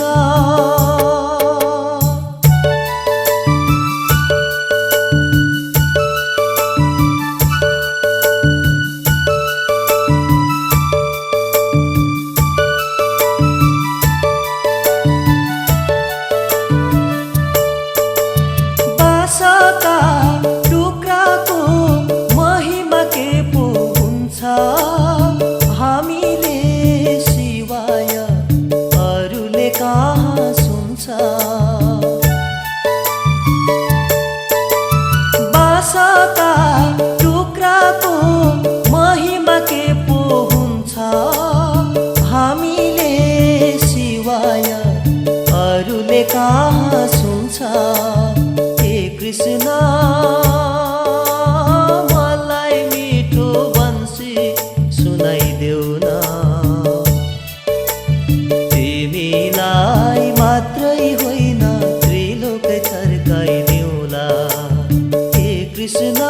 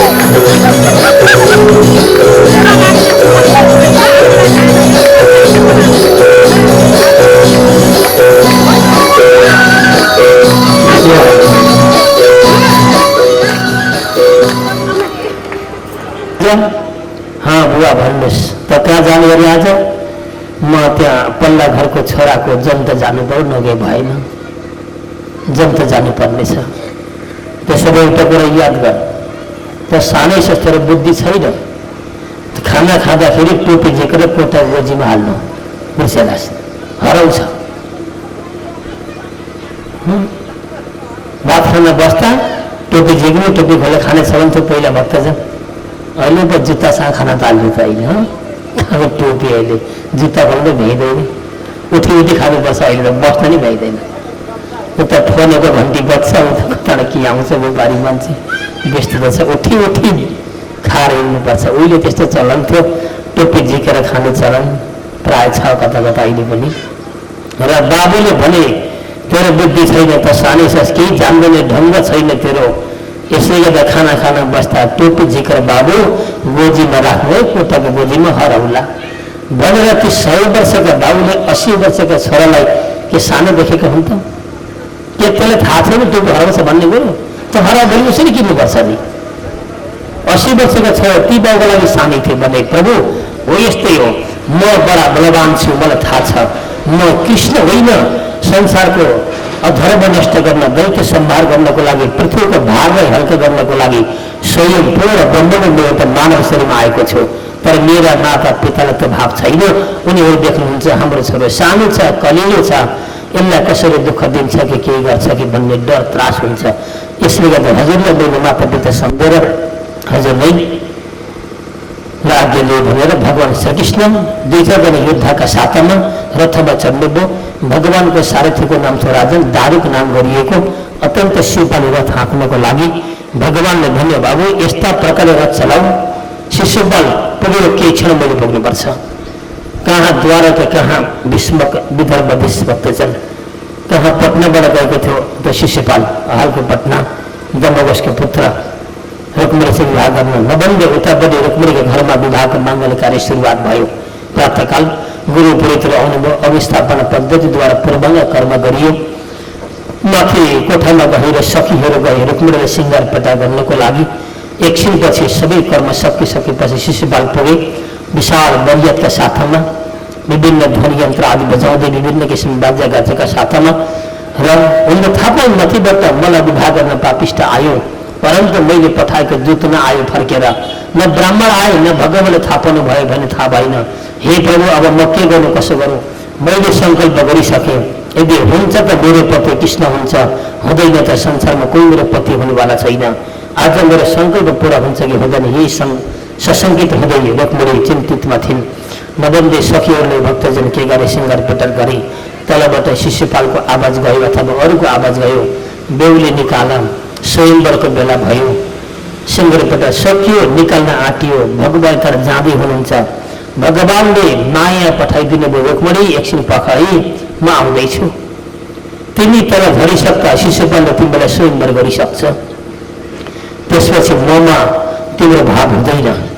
यतिले स्वयंवर गरेन भने पनि तिमीले देह त्याग्छौ, म आउँदैछु म। भगवान त्यस्तो भाव पठाइदिनु भयो त भाव गयो। भक्तजन गएर के गरौँ, जब निस्किन आँटेकी थिइन्, कराए तलबाट छिटो निकाला बेहुली, समय लगन बित्न आँटो भनेपछि आउनु पर्यो। सखीहरूले उठाए रुक्मिणीलाई बाहिर निकाल्न खोजेका थिए, अलि पर्तर पुग्यो, एउटा सिङ्गार खोस्कियो, एकपट्टिको सिङ्गार भत्कियो। अब त्यो बनाउन फेरि भित्र लानु पर्यो नि, अरू कतिवटा खोल्नु पर्यो, अब कतिवटा खोल्दा त्यसमा आइपुग्छ नम्बर, फेरि त्यो बनाए, एकछिन समय लाग्यो, फेरि निकाल्ने थिए, ओर्केर आउँदा अर्को सिङ्गार खोस्कियो। त भगवानले अल्म ल्याएको, देवी पख एकछिन म आउँदैछु, तिमी निस्केर सिधा मात्रै आउनुपर्नेछ। यस्ता प्रकारले बार अल्मलिँदै नबन्दै भगवान पनि राजन टुप्पक्क पुग्नुभयो। राजा भीष्मकले थाहा पाए मेरी छोरीको बिहेमा स्वयं द्वारकाबाट भगवान कृष्ण आउनुभएको छ, उहाँले बस्ने व्यवस्था पनि एकपट्टि गरिदिने भयो आनन्द प्रकारले। नभन्दै शिशुपालले पनि थाहा पायो मथुराबाट पनि द्वारकाबाट पनि मर्यादा आएको छ अरे रुक्मिणी विवाहको लागि हेर्नको निमित्त। उसले त थाहा पाएन कि मेरी पत्नी हुनेवाली रुक्मिणीलाई हड गर्न आएको भन्ने कुरो, त्यो थाहा भयो। नभन्दै भगवान पुग्नुभयो, ब्राह्मणलाई भगवानले पठाइदिनु भयो, जाऊ तिमी गए रुक्मिणीलाई सन्देश देऊ तिम्रो पति आइपुग्यो भनेर, भगवान आउनुभयो भनेर। ब्राह्मण गए। भक्तजन ब्राह्मणले गएर के गरे, रुक्मिणीलाई कानमा गयो, देवी तिम्रो कार्य सिद्धि भयो, भगवान आउनुभयो। भक्तजन रुक्मिणीको खुसीको सीमा रहेन। उनले के गरे, आफै लागेका ती हाराका माला थिए, बडा महँगा मोतीका माला, झिक्दै ब्राह्मणलाई लैजाऊ, मलाई मेरा प्रभु परमेश्वर आएपछि मलाई केही चाहिएन, अब यी माताको मालाको महत्त्व मलाई छैन। अब जो पूर्ण ब्रह्म मैले पाइसकेँ, ईश्वर मैले पाइसकेँ, मैले तुच्छ मालेर मलाई के हुनेवाला छ। उनले सबै माला उतार्दै कति दिए थाहा पाइनन्। सखीले रोके, देवी तिमी नाङ्गै हुनुभयो छैन अहिले, तिमीले भाग विभोर भएपछि भक्तजन अत्यन्त भक्तिमा मान्छे डुबेपछि उसले थाहा पाउँदैन म के गर्नेछु भन्ने। त्यति खुसी भइन्, त्यति खुसी भइन् नभन्दै सखीले रोके, रुक्मिणी लिएर आए। भगवान् शचीको पूजा गर्नुपर्छ। शची भनेको इन्द्राणीको पूजा, इन्द्रकी पत्नी इन्द्राणीको पूजा गरिन्छ बेहुली निकाल्नुभन्दा अगाडि। हो त पूजाको निमित्त गिरिजाको मन्दिर थियो पत्रिपट्टि, उतापट्टि गइन्, गएर पूजा अर्चना गरिन्। फर्केर आउँदै थिइन्, परमात्मा कहाँ हुनुहुन्छ प्रभु, उनलाई हेर्ने अति लालसा थियो। मैले केवल सुनेका भएर मन पाएकी हुँ, व्यक्तिगत देखेको छैन कस्तो छ के छ। सायद शिशुपाल वनका बा कमजोरी छ कि, उनलाई मनमा शङ्का थियो। नभन्दै उता जब आइन्, जब मन्दिरबाट आइन्, मण्डप पुग्ने जब आधा बाटो बाँकी थियो, हो त वृक्षमा पुगेपछि भगवान् जानुभयो दौडेर तलबाट। जस्ता प्रकारले राजन एउटा कुनै सिंहले एउटा जनावर भेट्यो भने कसरी आक्रमण गर्न छोपेर जान्छ, त्यसरी भगवान् जानुभयो। गएर सखीका बिचबाट रुक्मिणीलाई तान्नुभयो, अरूलाई हटाएर जबरजस्त तान्नुभयो, लिएर कहाँ बोक्नुभयो, दौडेर लिएर जानुभयो, रथका तल फेदामा राख्नुभयो र भगवान् माथि चढ्नुभयो। देवी लु चढ रथमा, छिटो चढ, छिटो, मै हो कृष्ण, तुरन्त चढ, अहिले आक्रमण गर्छन् दैत्यराजले थाहा पाए भने। भगवान् रथमा राख्नुभयो। भक्तले रथ अलि अग्लो थियो, रुक्मिणीले सोहेरी चढ्न सक्ने हिम्मत आएन उनलाई, सिँढी छैन। उनले भने प्रभु मलाई त बोकेर राख्नुपर्छ माथि, म त चढ्न सक्दिनँ। भगवान्ले हो त्यतिखेर बुद्धि पुऱ्याउनु भयो, आजैबाट बोक्न थाल्यो भने जिन्दगी बोक्नुपर्छ। जय श्री राधे। त्यसले गर्दा हाम्रा पनि भाइहरूले याद गर्नु होला, कहाँ हुनुहुन्छ विवाह गर्न बाँकी भएकाले। सुरुमा शर्त मात्रै मुस्कैले पनि तिमीलाई यस्तो दिन्छु, यस्तो गराइदिन्छु, यस्तो भनिदिन्छु भन्ने आयो भने जिन्दगीभरि पछ्ताउनुपर्छ। सायद भगवान् त्यही शिक्षा दिनुभएको यहाँ छ, मैले बेला गरेको होइन। भगवान्ले भन्नुभयो देवी चढ, आफै कोसिस गर, मैले बोकेर तिमीलाई चढाउनु मिल्दैन कुनै हालतमा, कोसिस गर, प्रयत्न गर। भगवान्ले विचार गर्नुभयो, यिनले कोसिस गरी हत्या गर्नु भने अनि म तान्छु यिनलाई। भरे घरमा केही बाध्य छ त के हुन्छ, मैले तिमीलाई जसरी ल्याएको हो र तिमी हत्या गरेर आउन खोज्यो, मैले ल्याइदिएँ भन्ने ठाउँ राखेको भगवान्ले हो। त्यसले गर्दा अहिले प्रेम विवाहमा भक्तजन गर्दाखेरि भाइहरू हाम्रा छन्, भाइहरूले अलिकति ठाउँ राखेर गर्नुहोला, न कि भेली गरेर नराम्रो असर नहोस्। यो शिक्षा पनि दिएको होला सायद भगवान्ले। अनि हात बल गरिन्, सकिनन्, एउटा खुट्टा चढाउ। अब रुक्मिणीले एउटा घोडा चढाइन् माथि, बल गरी हेर्न नसकेपछि भगवान् अनि तान्नुभयो, तानेर माथि राख्नुभयो। धारकले झड्का मारो, घोडाको लगाम, दौडे घोडा गयो। नबन्द लगभग 20-25 किलोमिटर पर पुगिसक्दा मात्रै ती सखीहरू मण्डप आइपुगे। आएर हल्ला गरे, प्रभु रुक्मिणीको हरण भयो, एउटा कोही यस्तो व्यक्ति आएर लग जबरजस्ती हामी रोक्न सकिन्न भन्ने बित्तिकै सारा दैत्यराज उठे हात हतियार लिएर दौडेर गएको हो। त यस्तो पापी, यस्ता बिचबाट हाम्रो युद्धका बिचबाट हरण गर्न सक्ने हिम्मतवाला दौडेर गए। भगवान् जाँदै हुनुहुन्थ्यो, परैबाट धावा बोले, हे भाइ को हो तिमी, रोक, हिम्मत छ भने फर्क यतापट्टि। भगवान् रथ रोक्नुभयो, रुक्मिणीलाई माथि साथमा राख्नुभयो, आफ्नो युद्धका साथमा फर्किनुभयो। यतापट्टि गएर युद्धहरू गए। शिशुपाल हो त्यस बेलामा राजन जरासन्ध पनि टुप्लोको त्यहाँ पुगेको थियो। अस्ति मारे भनेर गयो नि, 17पल्ट आक्रमण गर्न सकेन, 18पल्टको पानी भगवान् छाया बनेर पहाडमा चढिदिनु भयो। उनले सम्झो कृष्ण यही हो, आगो लायो पहाडमा, भस्मीभूत बनायो, आफ्नी छोरी ऐश्वर्य प्राप्तिलाई गएर आश्वासन दियो, देवी तिमीहरूको पति मार्नेवाला कृष्ण यस लोकमा छैन, अब मैले समाप्त गरेँ भनेर वचन दिएको थियो। आज त्यो पनि त्यहाँ गएको थियो।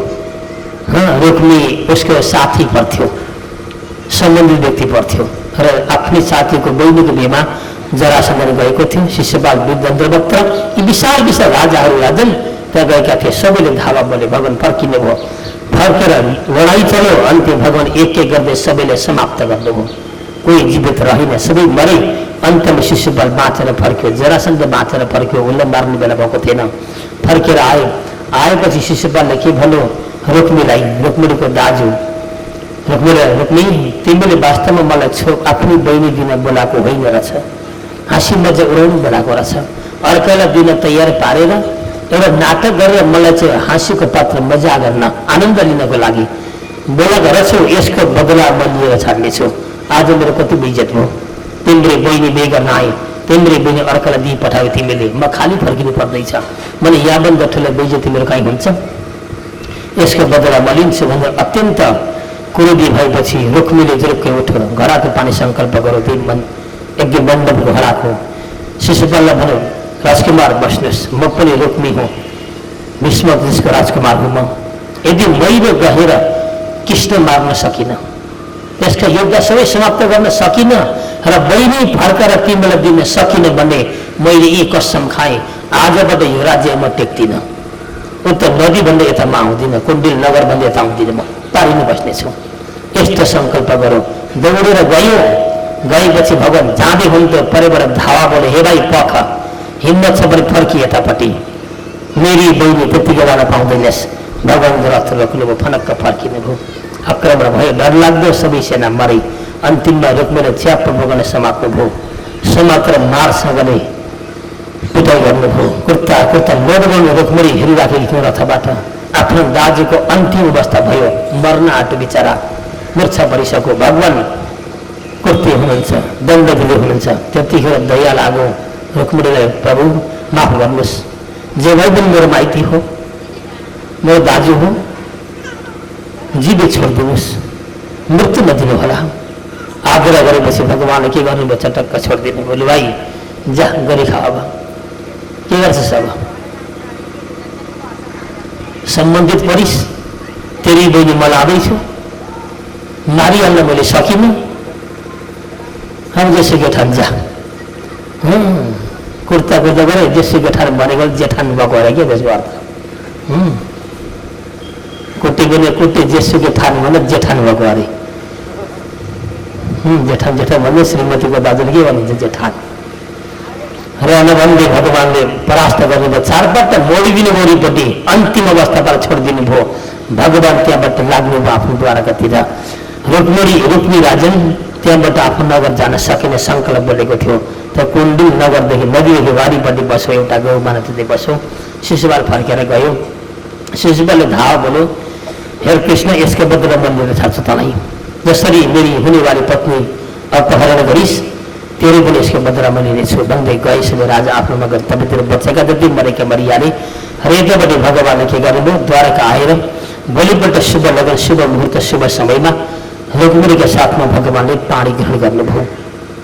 उहाँको आफ्नो हातमा लिनुभयो, आफ्नै स्वधा पत्नी महादेव बनाउनु भयो। राजन के भगवान्ले विवाह गर्नु पर्थ्यो, पर्दैन थियो, तर गृहस्थी जीवन कस्तो हुन्छ, कसरी चल्नुपर्छ, त्यसको शिक्षा दिनको लागि भगवान्ले एउटा विवाहको बन्धनमा बाँधिने एउटा नाटक गर्नुभयो, लीला गर्नुभयो। राजन यसरी भगवान्की सबभन्दा पहिलो ज्येष्ठ पत्नीको नाम रह्यो रुक्मिणी। याद गर्नु होला भक्तजन, भगवान्का 8वटी पत्नी छन् है, अष्टमयी त्यसलाई भन्छ।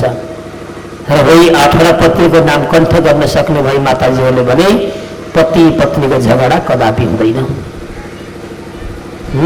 प्रत्येक दिन रट्दै बेलुका सुत्नु होला, बिहान उच्चारण गर्दै आउनेछौँ त्यही शरीरद्वारा हो। यहाँसम्म गर्न सक्छु भगवान्ले एउटा बीच मन्त्र दिनुभयो रतिलाई। त्यो मन्त्र जपेर त्यहाँ बस्न थालिन् राजन। भगवान्को कैलाश पर्वकै छेउमा कोठी बनाएर, र त्यसै समयमा भगवान् शङ्करको एउटा भक्त थियो जसको नाम थियो सम्बासुर राजन। सम्बासुर एक दिन कैलाशमा गयो, भगवान्को आराधना गर्दै गर्दै गएपछि यसो हेरेको उतापट्टि कोठी बडा सुन्दरी एउटी नारी बसेकी तपस्या गरेर मनमोहक भयो उसलाई। उसले सम्झ्यो यति राम्रो नारी लगेर घरमा राख्न पाए कति आनन्द हुन्थ्यो सम्झ्यो उसले। तर भगवान् शङ्करको तपस्या गर्दैथे, उनी भगवान्को भक्त, म मेरै प्रभुकी भक्तानी हुँ, मैले जबरजस्ती गर्न मिल्दैन, परमात्मालाई खुसी पार्नुपर्छ, मागेर लानुपर्छ सम्झ्यो। सम्वत्सरले आराधना गरौँ, भगवान् शङ्कर आउनुभयो। सम्वत्सरलाई भन्नु, बाबु के चाहन्छु भन्दा प्रभु म यहाँ बसेकी स्त्री म चाहन्छु, त्यो स्त्री मलाई पत्नीको रूपमा दिनुहोस्। भगवान् शङ्करले कुरो नबुझी तथास्थ भनिदिनु भयो। सम्वत्सर गयो, देवी उठा भनौँ। यसो हेरि को तपाईँ, म सम्वत्सर नामको दैत्य राक्षस हुँ, अमुक ठाउँ मेरो धारी छ। अनि म किन जाने, मेरी पत्नी भौ तिमी आजबाट। कसरी? भगवान् शङ्करले भनेको, शङ्करका शरणमा गइन् रति, प्रभु तपाईँले के अन्यथा बोलेको, अघि भन्ने तपस्या गरेर बस, तिम्रो यही मरेको पति फेरि जन्मेर आउनेछ तिमीसँग बिहे गर्न भन्ने, अहिले मेरो अर्कासँग पत्नी मलाई पठाइदिने। अत्यन्त आवेशमा आइन्। भगवान् शङ्करले भन्यो, देवी मैले जे बोले सत्य हुनुपर्छ, यसैमा तिम्रो कल्याण छ, तिमी जाऊ योसँग। अहिले तिमी योसँग गए पनि तिम्रो सतीत्व नष्ट गर्न यसले सक्दैन, त्यो बाछा बन्धन छ, तिमी अलग रहन पाउँछौ र उहीँ गएपछि तिम्रो पति प्राप्ति हुनेछ। जाऊ। भगवान्ले पठाइदिनु भयो। रतिलाई सम्वत्सर लिएर आयो राजन, आफ्नो दरबारमा राखौँ। रतिको एउटा बानी बडा राम्रो थियो, उनलाई खाना पकाउन बडा सिपालु थिए, अति मिठो बनाउँथे। उनले छोइसक्दा जुनै पदार्थ अति स्वादिष्ट हुन्थ्यो। सम्वत्सरले के गरेर पाकशालामा राखिदियो अध्यक्ष बनाएर, किचनकी अध्यक्ष बनाइदियो, तिमी यहाँ बस देवी, म दरबारमा बस्छु, तिमीले केवल प्रसादी बनाउने, मलाई राखिदिनु ल्याएर तिमी यति आउने। उसले त्यहाँ राखिदियो। सम्वत्सर माथि गएर बस्यो। उसलाई मिठा मिठा प्रसादी बनाउँथिन्, लगेर पुर्याइदिन्थ्यो, आफ्नै कक्षमा आउँथिन्, बस्थ्थिन्। समय बित्दै बित्दै गयो। सम्वत्सर मक्क त मैले श्रीमती पाएँ, पत्नी पाएँ, चाहे कि भन्ने आनन्द मग्न भएको थियो राजन। संयोग बस हो त्यसै बेलामा त्यही कामले के भयो, भगवान् कृष्णको छोरो भरत जन्म प्रदिन वरमा द्वारकामा, त्यो अघि मर्यो कामदेव, प्रदिन भरत जन्म्यो। जन्मेको 6 दिन भएको थियो। नारदजी दौडेर पुग्नु भएछ सम्वत्सरका दरबारमा। सपनामा दर्शन दिनुभयो, हे पापी, तैँले जसलाई श्रीमती भनेर ल्याएर राखेको छस् नि अहिले रतिलाई, यही रतिको पूर्वजनको पति म जन्मिसको द्वारकामा कृष्णको छोरो भएर। अब त्यो हुर्किन्छ, बढ्छ, जवानी हुन्छ, तँलाई मार्छ आएर र तेरी पत्नी लान्छ खोसेर। बरु अहिले बेला छ, भर्खर 6 दिनको हुँदैछ, आजै गएर भने त्यसलाई मार्न सक्छस्। नारदजीले भनिदिनु भयो। सम्वत्सर मायावी थियो राजन। प्रातःकाल उठ जुरुक्कै मायावी सतीद्वारा गयो। द्वारकामा पुगेर रात्रिको समय बनाएर उसले के गर्यो, रुखमुडी सुतेकी थिइन्, 6 दिनको बच्चा यसो छेउमा सुताएर झ्यालाबाट हात लगायो, स्वाट बच्चा तानो, मेरो शत्रु मेरी पत्नी लानेवाला त ल लैजा। अब स्वाट तानो 6 दिनको बालक आकाश मार्गबाट उडाएर लगो, समुद्रमाथि पुग्यो, खुद त छोडिदियो समुद्रमा गयो। अब मर भन्ने भयो उसलाई।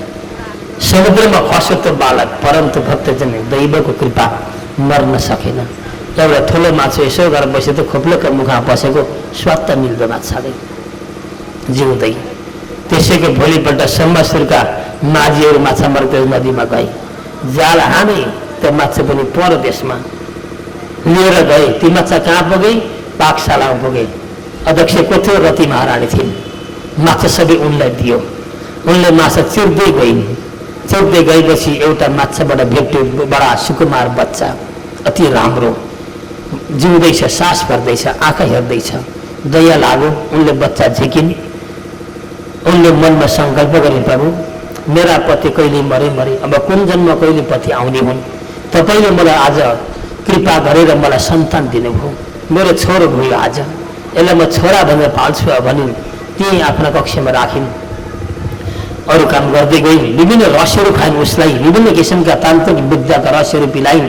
बच्चा हुर्किँदै बढ्दै बढ्दै बढ्दै गयो। त्यहाँसम्म समस्या थाहा छैन, रतिका कक्षमा के हुँदैछ, के हुर्किँदैछ, के बढ्दैछ थाहा छैन।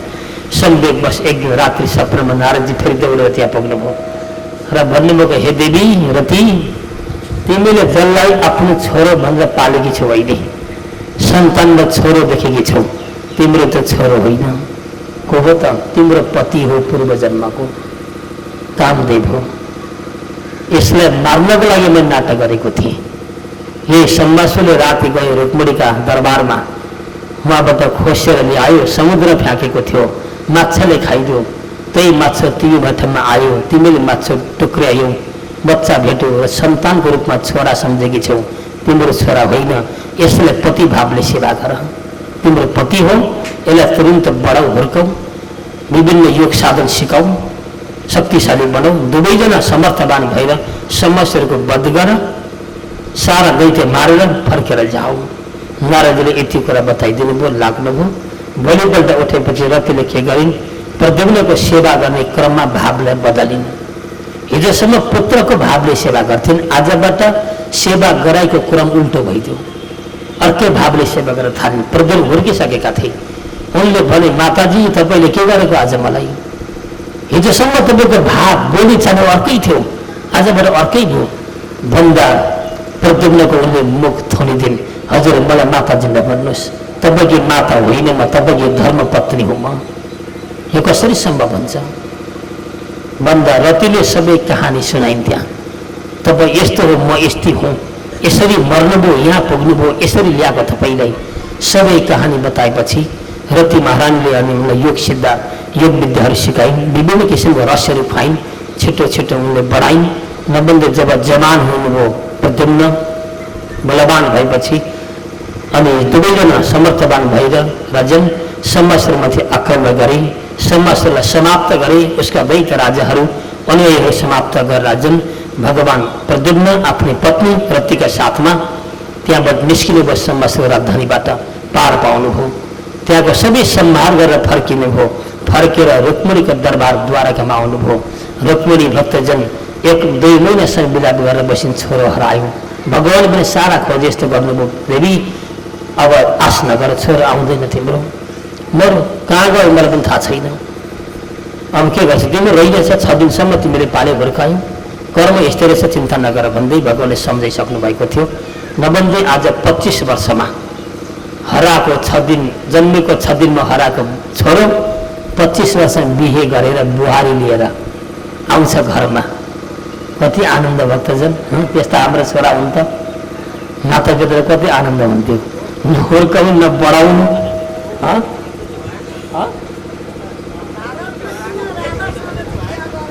र भगवान प्रद्युम्न आउनुभयो दौडेर पत्नीका साथमा। द्वारका प्रवेश गरेपछि द्वारकावासीले यसो हेरे, नयाँ जोडी आएका छन्।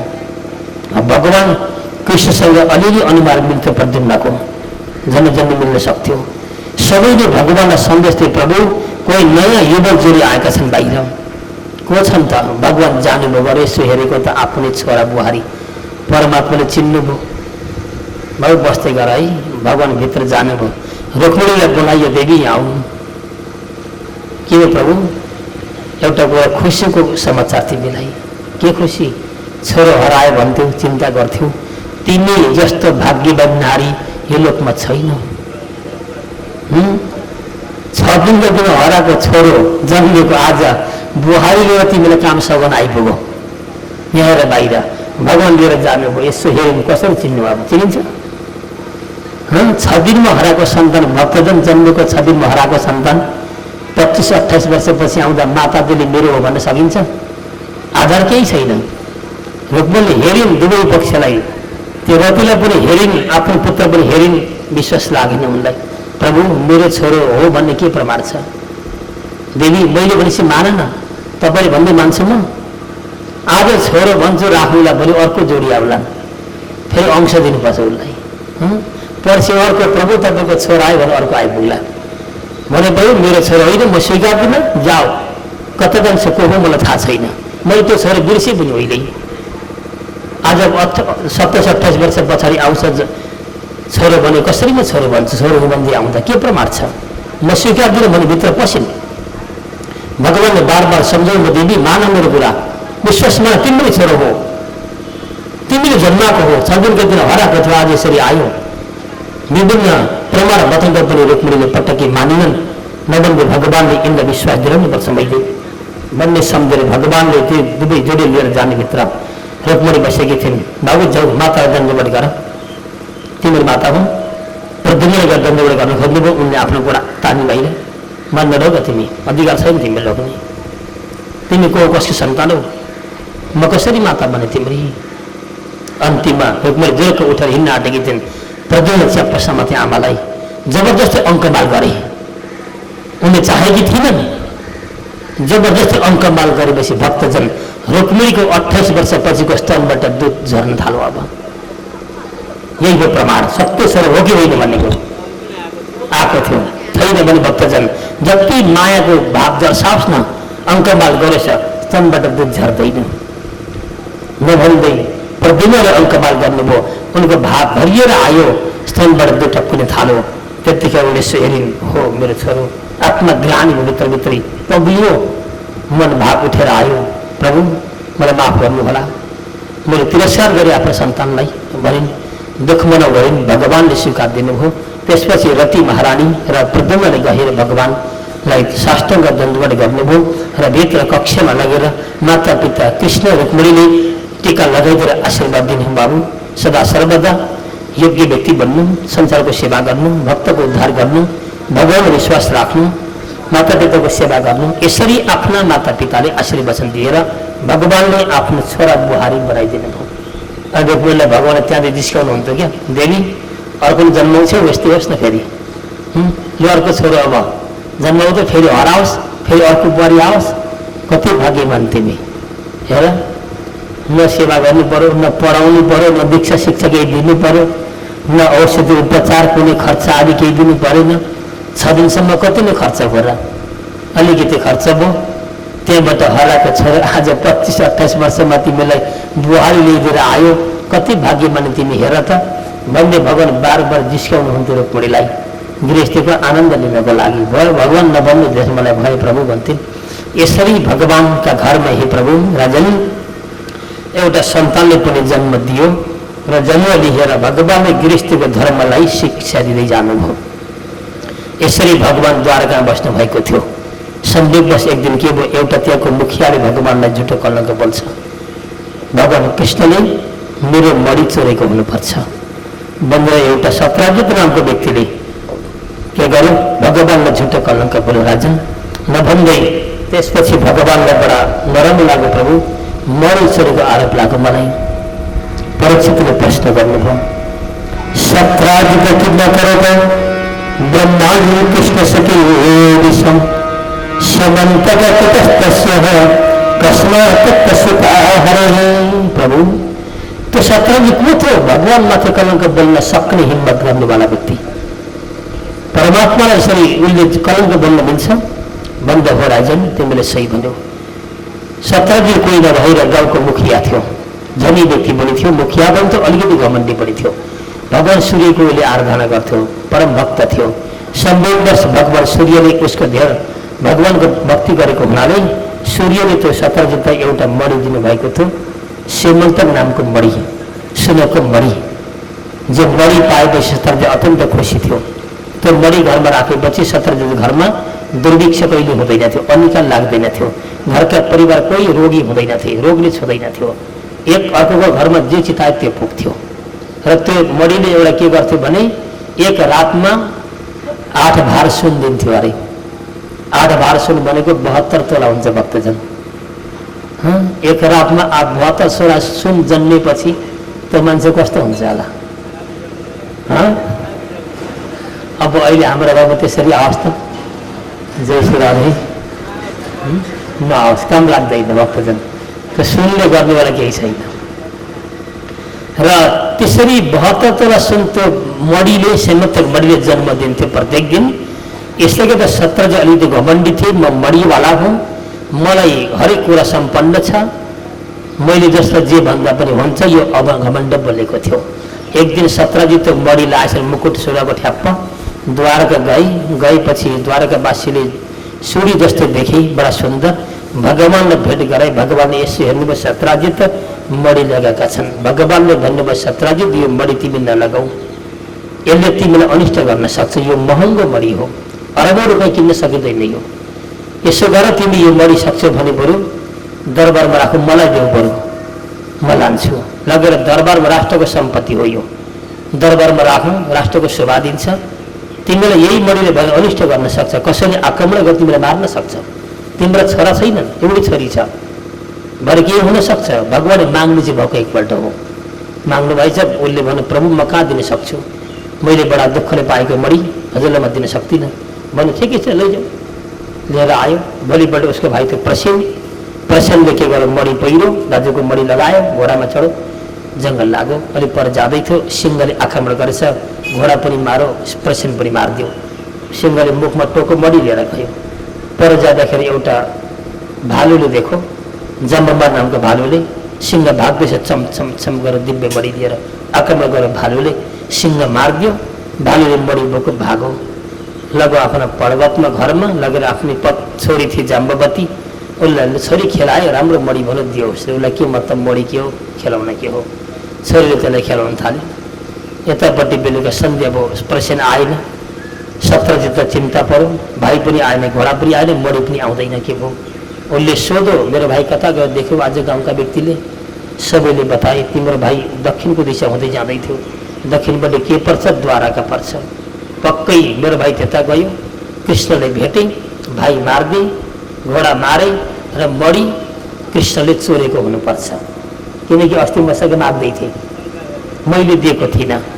मनमा शङ्का गर, भोलिपट्टि एउटालाई भनिहाल, भाइ मलाई त यस्तो लाग्छ कृष्णले मेरो भाइ मारेर मडी चोरेको हुनुपर्दछ। होइन होला भनौँ। उसले हो मलाई त्यस्तै लाग्छ, बुझौँ है त भनौँ। उसले अर्कालाई सुनायो। सत्र यसो भन्दै थियो, भाइ के हो बुझौँ बुझौँ। उसले अर्कालाई सुनायो। गर्दै गर्दै उही पुग्यो खबर, भगवान्ले सुन्नुभयो। प्रभु तपाईँले मडी चोरेको आरोप लगाउँदै शत्रजित। भगवान्लाई नराम्रो लाग्यो, उहाँले तुरन्त के गर्नुभयो? शत्रजित बोलाउनु भयो, तिमी आऊ तुरन्त। डराउँदै गई, भन्नुहोस् प्रभु, तिम्रो मडी हरायो? हरायो प्रभु। भाइ हरायो? हरायो। मैले चोरे होइन?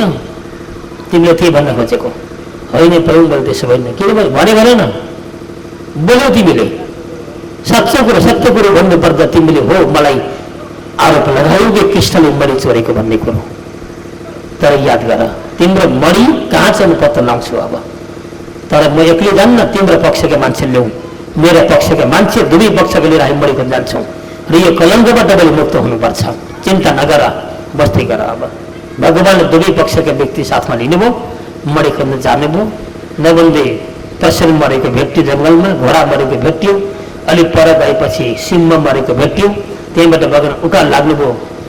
ती भालुका पाइला हेर्दै हेर्दै पर्वतमा चढ्नुभयो, अरू चढ्न सकेन। पर्वतमा चढिसक्दाखेरि भगवान्ले भेट्नुभयो मरी जम्बवानकी पत्नी आफ्नो छोरी जम्बवतीलाई त्यो मडी खेलाएर बसेकी थिए, भालु कहीँ चर्न गएको थियो। भगवान एकैचोटि ओडारमा पस्ने बित्तिकै जम्बवानकी पत्नी डराई आत्ती मान्छे आयो भनेर चिच्याई, यति चिच्याई जो चिच्याको आवाज उसका पतिले जम्बवानले सुन्नु जङ्गलमा दौडेर आयो। आएर तुरन्तै उसले के गर्यो? आक्रमण गर्यो भगवानमाथि। र राजन जम्बवान नामको भालु र भगवान कृष्णको लडाइँ सुरु भयो। लडाइँ गर्दा गर्दा कति दिन भयो भन्दा 18 दिन लडाइँ भयो। त्यहाँ 18 दिन लडाइँ गर्दाखेरि जम्बवान हारिसकेपछि उसले नतमस्तक हुँदै भन्यो, प्रभु मैले अपराध गरेँ, तपाईँ पक्कै मेरो स्वामी राम हुनुहुन्छ। तिमीले चिन्यौ, म राम हुँ। अगाडिको राम, अहिलेको कृष्ण। र तिमीलाई मैले यो वरदान दिनु थियो, जतिखेर रावण वध गर्दाखेरि तिम्रो बल अत्यधिक थियो। रावण मारिसक्दा पनि, सारा सेना समाप्त गरेर फर्केर आउँदा पनि तिम्रो शरीरको बल गएन जम्बवान। त्यतिखेर तिमी उन्मत्त भयो र अन्तिम भन्यो, प्रभु यत्रो मलाई बल दिनुभयो, यो बल कहाँ प्रयोग गर्नु मैले? मेरो अत्यन्त उच्छृङ्खलपन भएको छ र आउनुहोस्, तपाईँले बल लड्नुपर्छ, मेरो बल समाप्त गर्नुहोस् भनेर ममाथि तिमी आक्रमण गर्न आएका थियौ। त्यतिखेर राम भएर मैले के भने, बाबु अहिले मर्यादा हुँ म, मर्यादावाला हुँ म। अहिले तिमी सेवक हो, म स्वामी हुँ। स्वामी सेवक लडाइँ कदापि हुँदैन। तिमी जाऊ, अहिले गएर बस्दै गर। आगामी आउने कृष्ण अवतारमा तिमीलाई म लडाइँ गरेर तृप्त गर्नेछु भनेको थिएँ। र तिमीलाई त्यही बल समाप्त गरेर म आज आएको। र अब तिमी उठ, तिमीले मैले आफ्नो भक्त बनाएँ। भगवान्ले भक्तको आशीर्वाद दिनुभयो र भन्नुभयो, यो मडीको कलङ्क लागेको छ मलाई, यो मडी देऊ मलाई। भगवान्लाई समर्पण गरेर जम्बवानले मडी भक्त छन् र आफ्नो छोरी पनि दियो उसले। प्रभु मेरी छोरी पनि दिन चाहन्छु हजुरलाई। खै छोरी यिनी हुन्। भगवान्ले यसो हेर्नुभयो, प्रभु भालुकी छोरी कस्तो हुन्छ? भालु जस्तै, यति लामो बोतल लामो ह्याङ गरेकी, थुतुनीति लामो भएको, नङ्ग्रा चित्रा। अब दिएको भक्त नरानु कसरी? हजुरहरूसँग सम्बन्ध कायम गर्न चाहन्छु, मैले नराम्रो कर्म गरेँ भन्दै उसले जम्बवानले आफ्नो छोरी जम्बवती र मडी भगवान्लाई समर्पण गर्यो। भगवान साथमा लिएर आउनुभयो।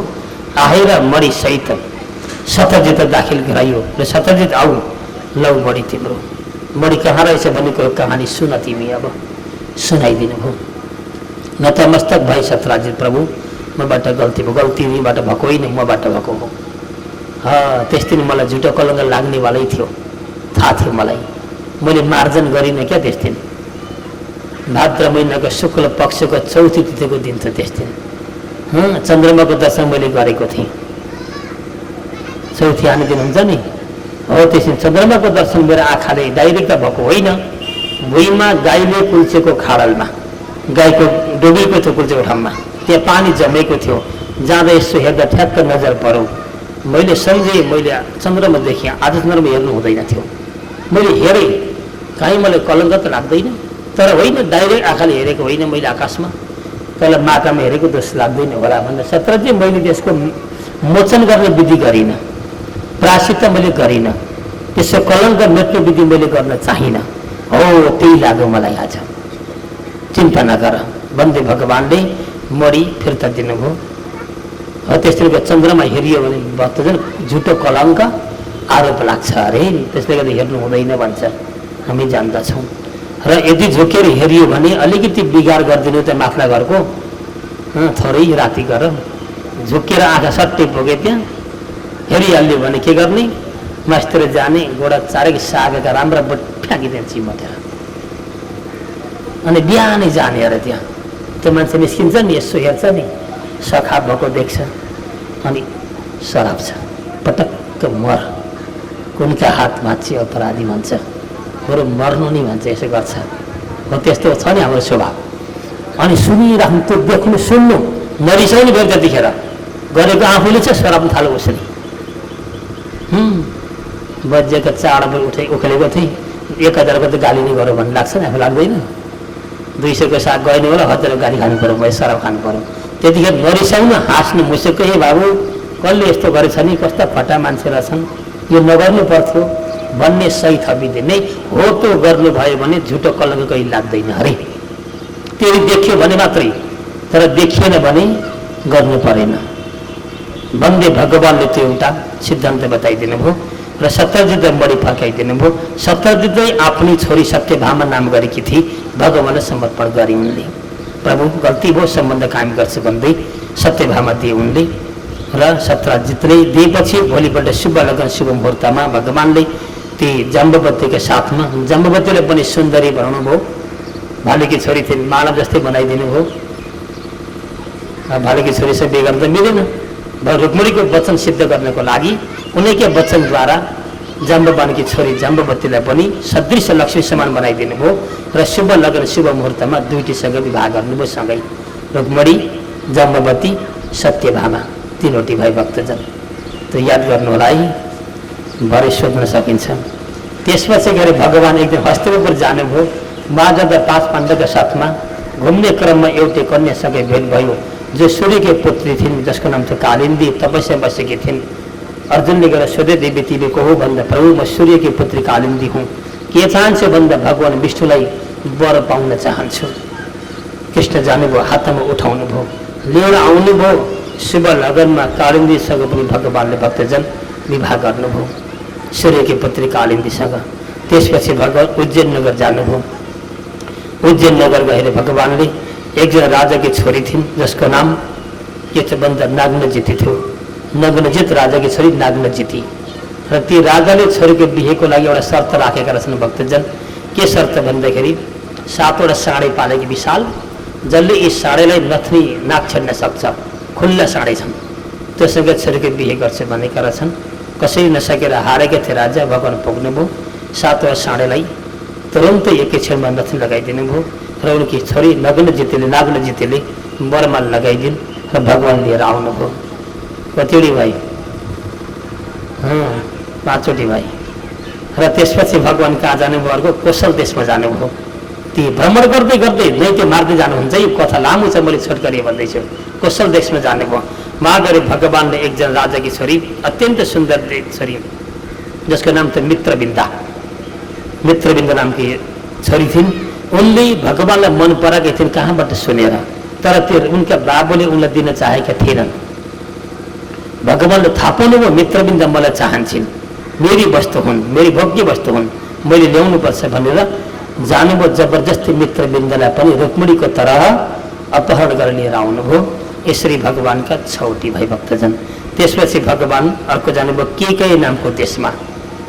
केकई नामको देशमा गएर भगवान्ले एकजना छोरी थिइन्, केके राजाकी छोरी, जसको नाम थियो भद्रा।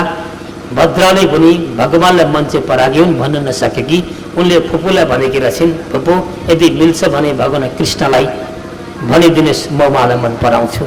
फुपूका माध्यमद्वारा ती भद्र पनि भगवान्का शरणमा पुग्यौँ, उहाँ लिएर जानुभयो। त्यस्तै पछाडि मध्य देशकी छोरी जसको नाम थियो लक्ष्मणा, लक्ष्मणा पनि भगवान्ले के गर्नुभयो, लक्ष्मणले सानै उमेरदेखि कहाँबाट सुनेकी थिइन् र मेरो हुन्छ त पति कृष्ण हुन्छ त्योभन्दा अर्को हुँदैन सङ्कल्प गरेकी थिइन्। त्यो सङ्कल्प पुरा गर्न भगवान्ले लक्ष्मणलाई पनि शुभ लगनमा अपहरण गरेर ल्याएर विवाह गर्नुभयो। यसरी भगवान्का जन्ममा 8वटी महिषी भए, 8 महिषी भने अष्टमहिषी, महिषी भनेको पत्नी भक्तजन र 8वटी अत्यन्त गुणवान महिषी हुन्।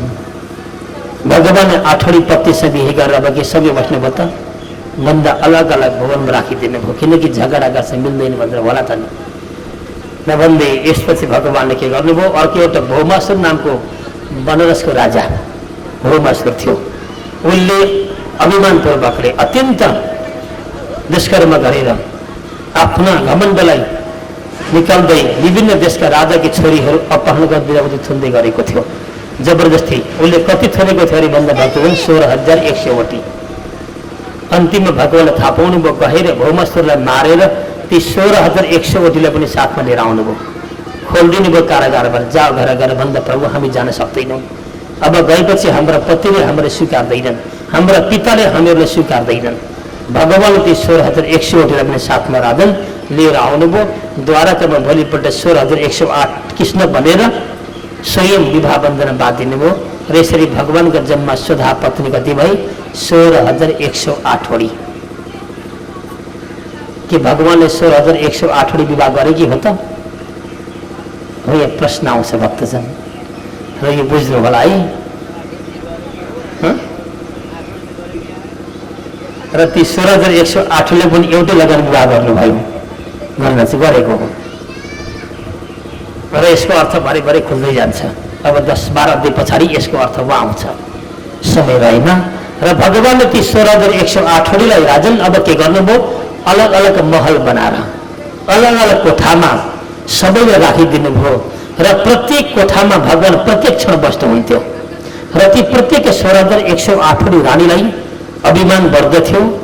उनीहरू सम्झिन्थे जति हामी स्त्री छौँ भगवान्को पत्नी छौँ ती मध्येमा सर्वश्रेष्ठ म रहेछु, किन भगवान्ले मलाई हिजोदेखि छोड्नु भएको छैन।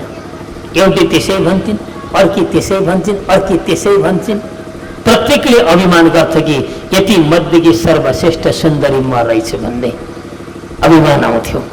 भगवान् त्यही अभिमानको चिन्तन गर्दै बस्दै यो अभिमान गर्दै गर, अभिमानले कहाँबाट कहाँ पुर्याउँछ हो, यो भावना आउँथ्यो। भगवान् र सबैलाई सन्तुष्टि दिनु भगवान् कर्तव्य थियो। दुःख नहोस् मेरी पत्नीलाई कहिले, मन नभएको अनुभूति नहोस् र यिनीहरूका मनमा कुनै किसिमको अभावको वस्तु नखड्कियोस्, हर समय यिनीहरूको परिपूर्ति गर्न सकौँ, यो भावना गरेर भगवान्ले त्यस्तो लीला गर्नुभयो। राजन भगवान् त एउटै थियो कृष्ण, 16,108 थिएन, तर आफ्ना पत्नीलाई सन्तुष्टि दिनको लागि कसो गर्दा पति सन्तुष्टि हुन्छन्, आनन्द हुन्छ, दिव्य हुन्छ उनलाई, त्यो सम्झेर भगवान्ले यस्तो लीला गरेर आफ्ना ती पत्नीहरूलाई सन्तुष्टि जानुभयो।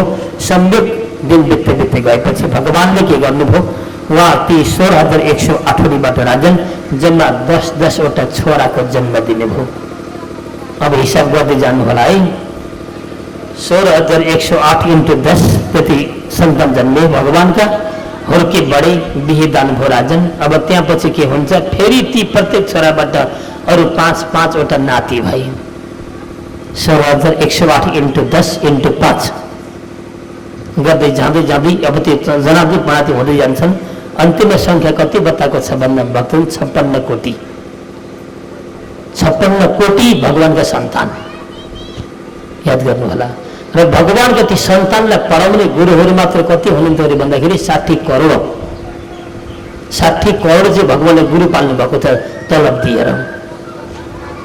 कत्रो संसार थियो अरे परमात्माको लागि, त्यत्रो संसारलाई भगवान् थामेर सबैलाई राम्रो किसिमको शिक्षा दीक्षा दिएर भगवान् द्वारका बस्नुहुन्छ कहिले मथुरामा। यस्ता राजन भगवान् ब्रह्मका लीला कति छन्, कति यो कसैले राजन वर्णन गर्न सक्दैन, यो सकिँदैन पनि, पार लाग्दैन। यति सम्झ कृष्ण भनेको पूर्ण ब्रह्म हो, उसले नाटक गरेको लीला गरेको हो, तपाईँ हामीले शिक्षा दिएको हो। यस्तो कर्म गर, यसरी कर्म गर्दै जाऊ, आफूले गरेका कर्मको प्रायश्चित गर्दै जाऊ। जीवन हर समय हर वखत तिम्रो सहज बन्छ। जीवनमा कहिले पनि तलमाथि हुने छैन हो। यस्ता प्रकारले भगवानले शिक्षा दिनुभएको राजन तिमी त चिन्तन गर है भन्दै यस्ता प्रकारले भगवानले हे राजन ती 16,108 रानीका साथमा आनन्द दिव्य भोग भोग्दै बस्नुभयो।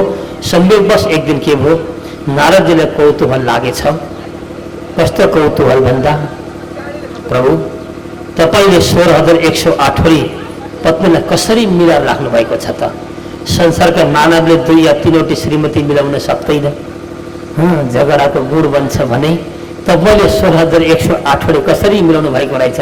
एकपल्ट परीक्षा गर्नु पर्यो भनेर देवर्षि नारद ब्रह्मलोकबाट राजन झर्नुभयो।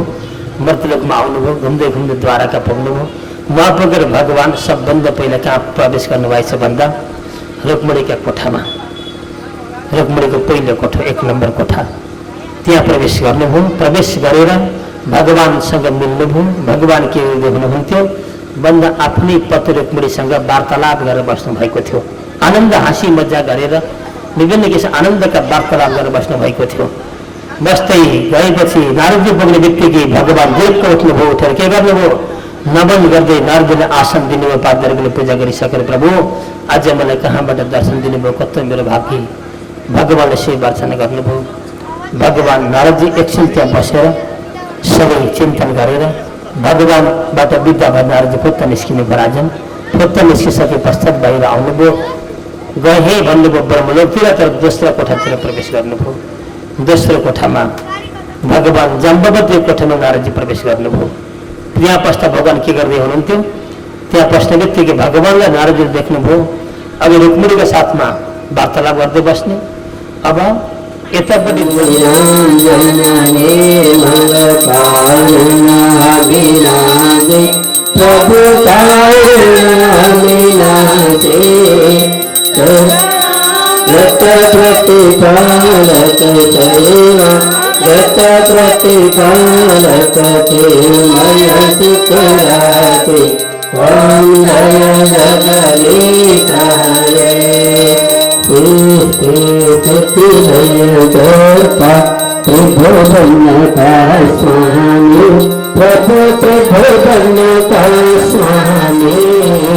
भक्ति सुधांगल साहु प्रेम सुधांगल साहु शरण परुहानि ओम नय जगदीश हरे आसुर भावलीला रख पायक सुख दाता प्रभु पायक सुख दाता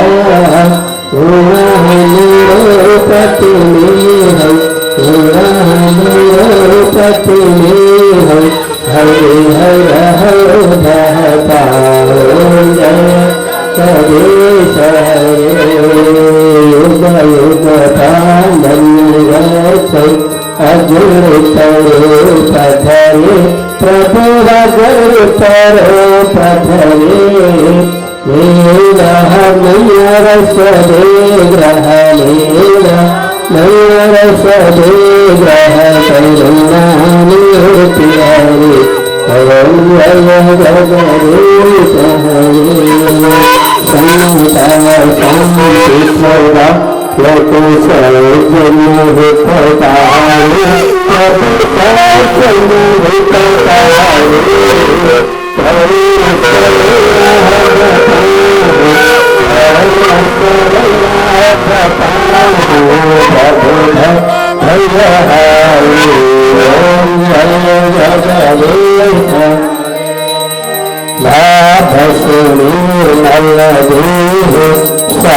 सर्वजन हितकारी प्रभु साधक फलदारी जीवन धन्य बनो प्रभु धन पावन बनो प्रभु भग से पाई ओम जगदीश हरे संयम शीर्षको अभिरम भाई प्रभु अभिरम भाई जाते जाते जैन न भय तनु जहाँ जहाँ जैन न भय तनु रघुन प्रेम रहो ओम जय जगदीश हरे प्रेम सहित सुभावत जसरे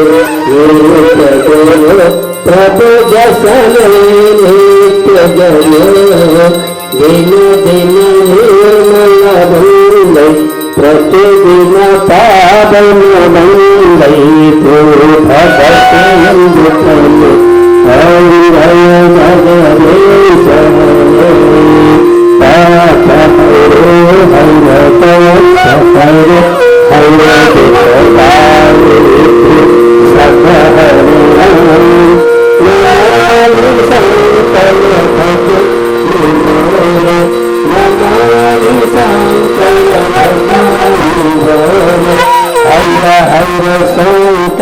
प्रभु शरण जय जय हर हर शंकर शिव शरण जय जय हर हर शंकर चरण कर्पूर गौरम करुणावतारम संसार सारं भुजगेन्द्रहारं सदा वसन्तं हृदयारविन्दे भवं भवानी सहितं नमामि अर्घदिनेन तुलसीतेन यातो दैवमुखाय देवनं फलनायकः तस्मै देवाय सत्याय सुगुणाय महात्मने सर्वरूपाय ऋषिकापतये नमः विगणार्गमया दत्तं वरमया सहितो हरिः राधाय सहितो हरिः पुष्पनुसरैः ॐ गजाननं भूतगणाभिषेकितं कपिलचारुभक्षणं विनाशकं शोकविनाशकारकं नमामि विघ्नेश्वरपादपङ्कजं सशङ्खचक्रं सकिरीटकुण्डलं सपीतवस्त्रं सुरसिंहहेत्रं स्वाहारवक्षस्थलगौस्तवस्तेः नमामि विष्णुं शिरसचतुर्भुजं विष्णुपदपङ्कजभङ्गरन्ते भद्रमनोविशुकमनस्य राजहन्त प्राणाप्राणसमयेकपदार्थवित्तैः स्मरणमुपस्ते ब्रह्माण्डास्तुतलान्तकारे भानुशते भूमिसुतेर्गस्थ गुरुस्तशङ्करशरीरावतीतभः सर्वे ग्रहाः सन्ति तरा भूमिप्रतमाति हरे प्रसिद्धः प्रसीदमाता जगतोऽखिलस्य प्रसीद विश्वेश्वरताय विश्वं तमेश्वरी देवी चराचरस्य मनोजबन्नारिपतिर्मदेवं जितेन्द्रियं बुद्धिमतं वरिष्ठं वातागमगन्धामरयोगमक्षं श्रीरामदूतं शरणं प्रपद्ये माता राम पिता रामचन्द्र स्वामी राम सखा रामचन्द्र सर्वस्व रामचन्द्र दयालो नमो जाने जाने कस्तूरी तिलकमललाटपटले वक्षस्थले कौस्तुभं नासाग्रे वरमौक्तिकं करतले भूतले सर्वाङ्गे हरिचन्दनं सुवर्णकं कण्ठे च मुक्तावळे गोपस्त्रीवर्गेष्टितो विजयते गोपालचूडामणे सच्चिदानन्दरूपाय विशतपत्रिहेतवे तापत्रयोदयाय सकृष्णाय वयं नमः यन्द्राभृजन्तमपेतमपेतकृतं दैपायन विरहकातराजुहाव पुत्रेदकमलतयातरगोभिनेः तं सर्वभूतहृदयं नमामि कारुण्यसिन्धुं सुजनैकबन्धुं कैशोरदेशं कमनीयकेशं कालिन्दीपुलेकतरासगोष्ठिः सर्वेश्वरं तं शरणं प्रपद्ये नमो धर्माय महते नमः कृष्णाय वेदसे नत्वा सनतं धर्म प्रातकृत्य समारभेत भवे भवे यथा भक्ति पादयोस्तव जायते तथा कुरुष्वदेश नाथस्थं यथा प्रभु नाम संकीर्तनमेस्य सर्वपापप्रणाशनं प्रणामो तत्कसमनस्तु नमामि हरिं परं गुरुः ब्रह्मा गुरुः विष्णु गुरुदेव महेश्वरः गुरु साक्षात् परं ब्रह्म तस्मै श्री गुरवे नमः। अखण्डमण्डलाकारं व्याप्तमेव चराचरं तत्पदं दर्शितं येन तस्मै श्री गुरवे नमः। वाञ्छकल्पतरुभ्यश्च कृपसिन्धुभ्येव च पतितानां पावनेभ्यो वैष्णवेभ्यो नमो नमः।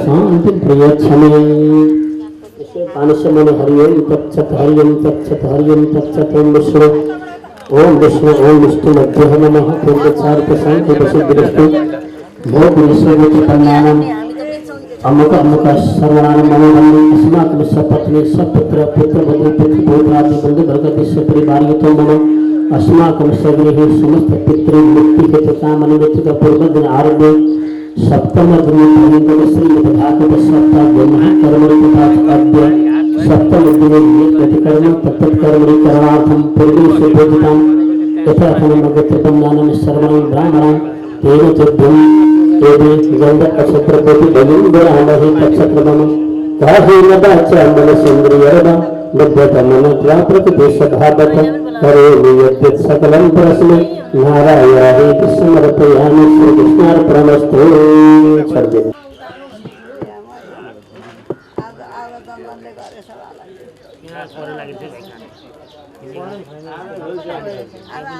पहिले बाक्लो थियो नि बाक्लोले गर भने फेरि पानी त्यो राम्रो नि त के भो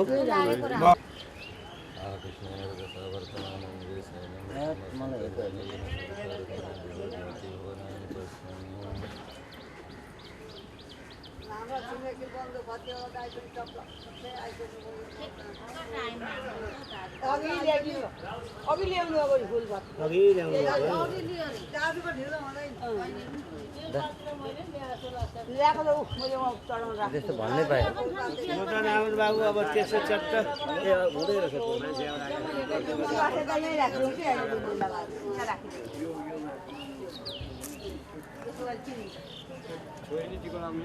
नारायण त दिदी पछि हामीले भन्नु भेट भएपछि नारायण भनिराख्नु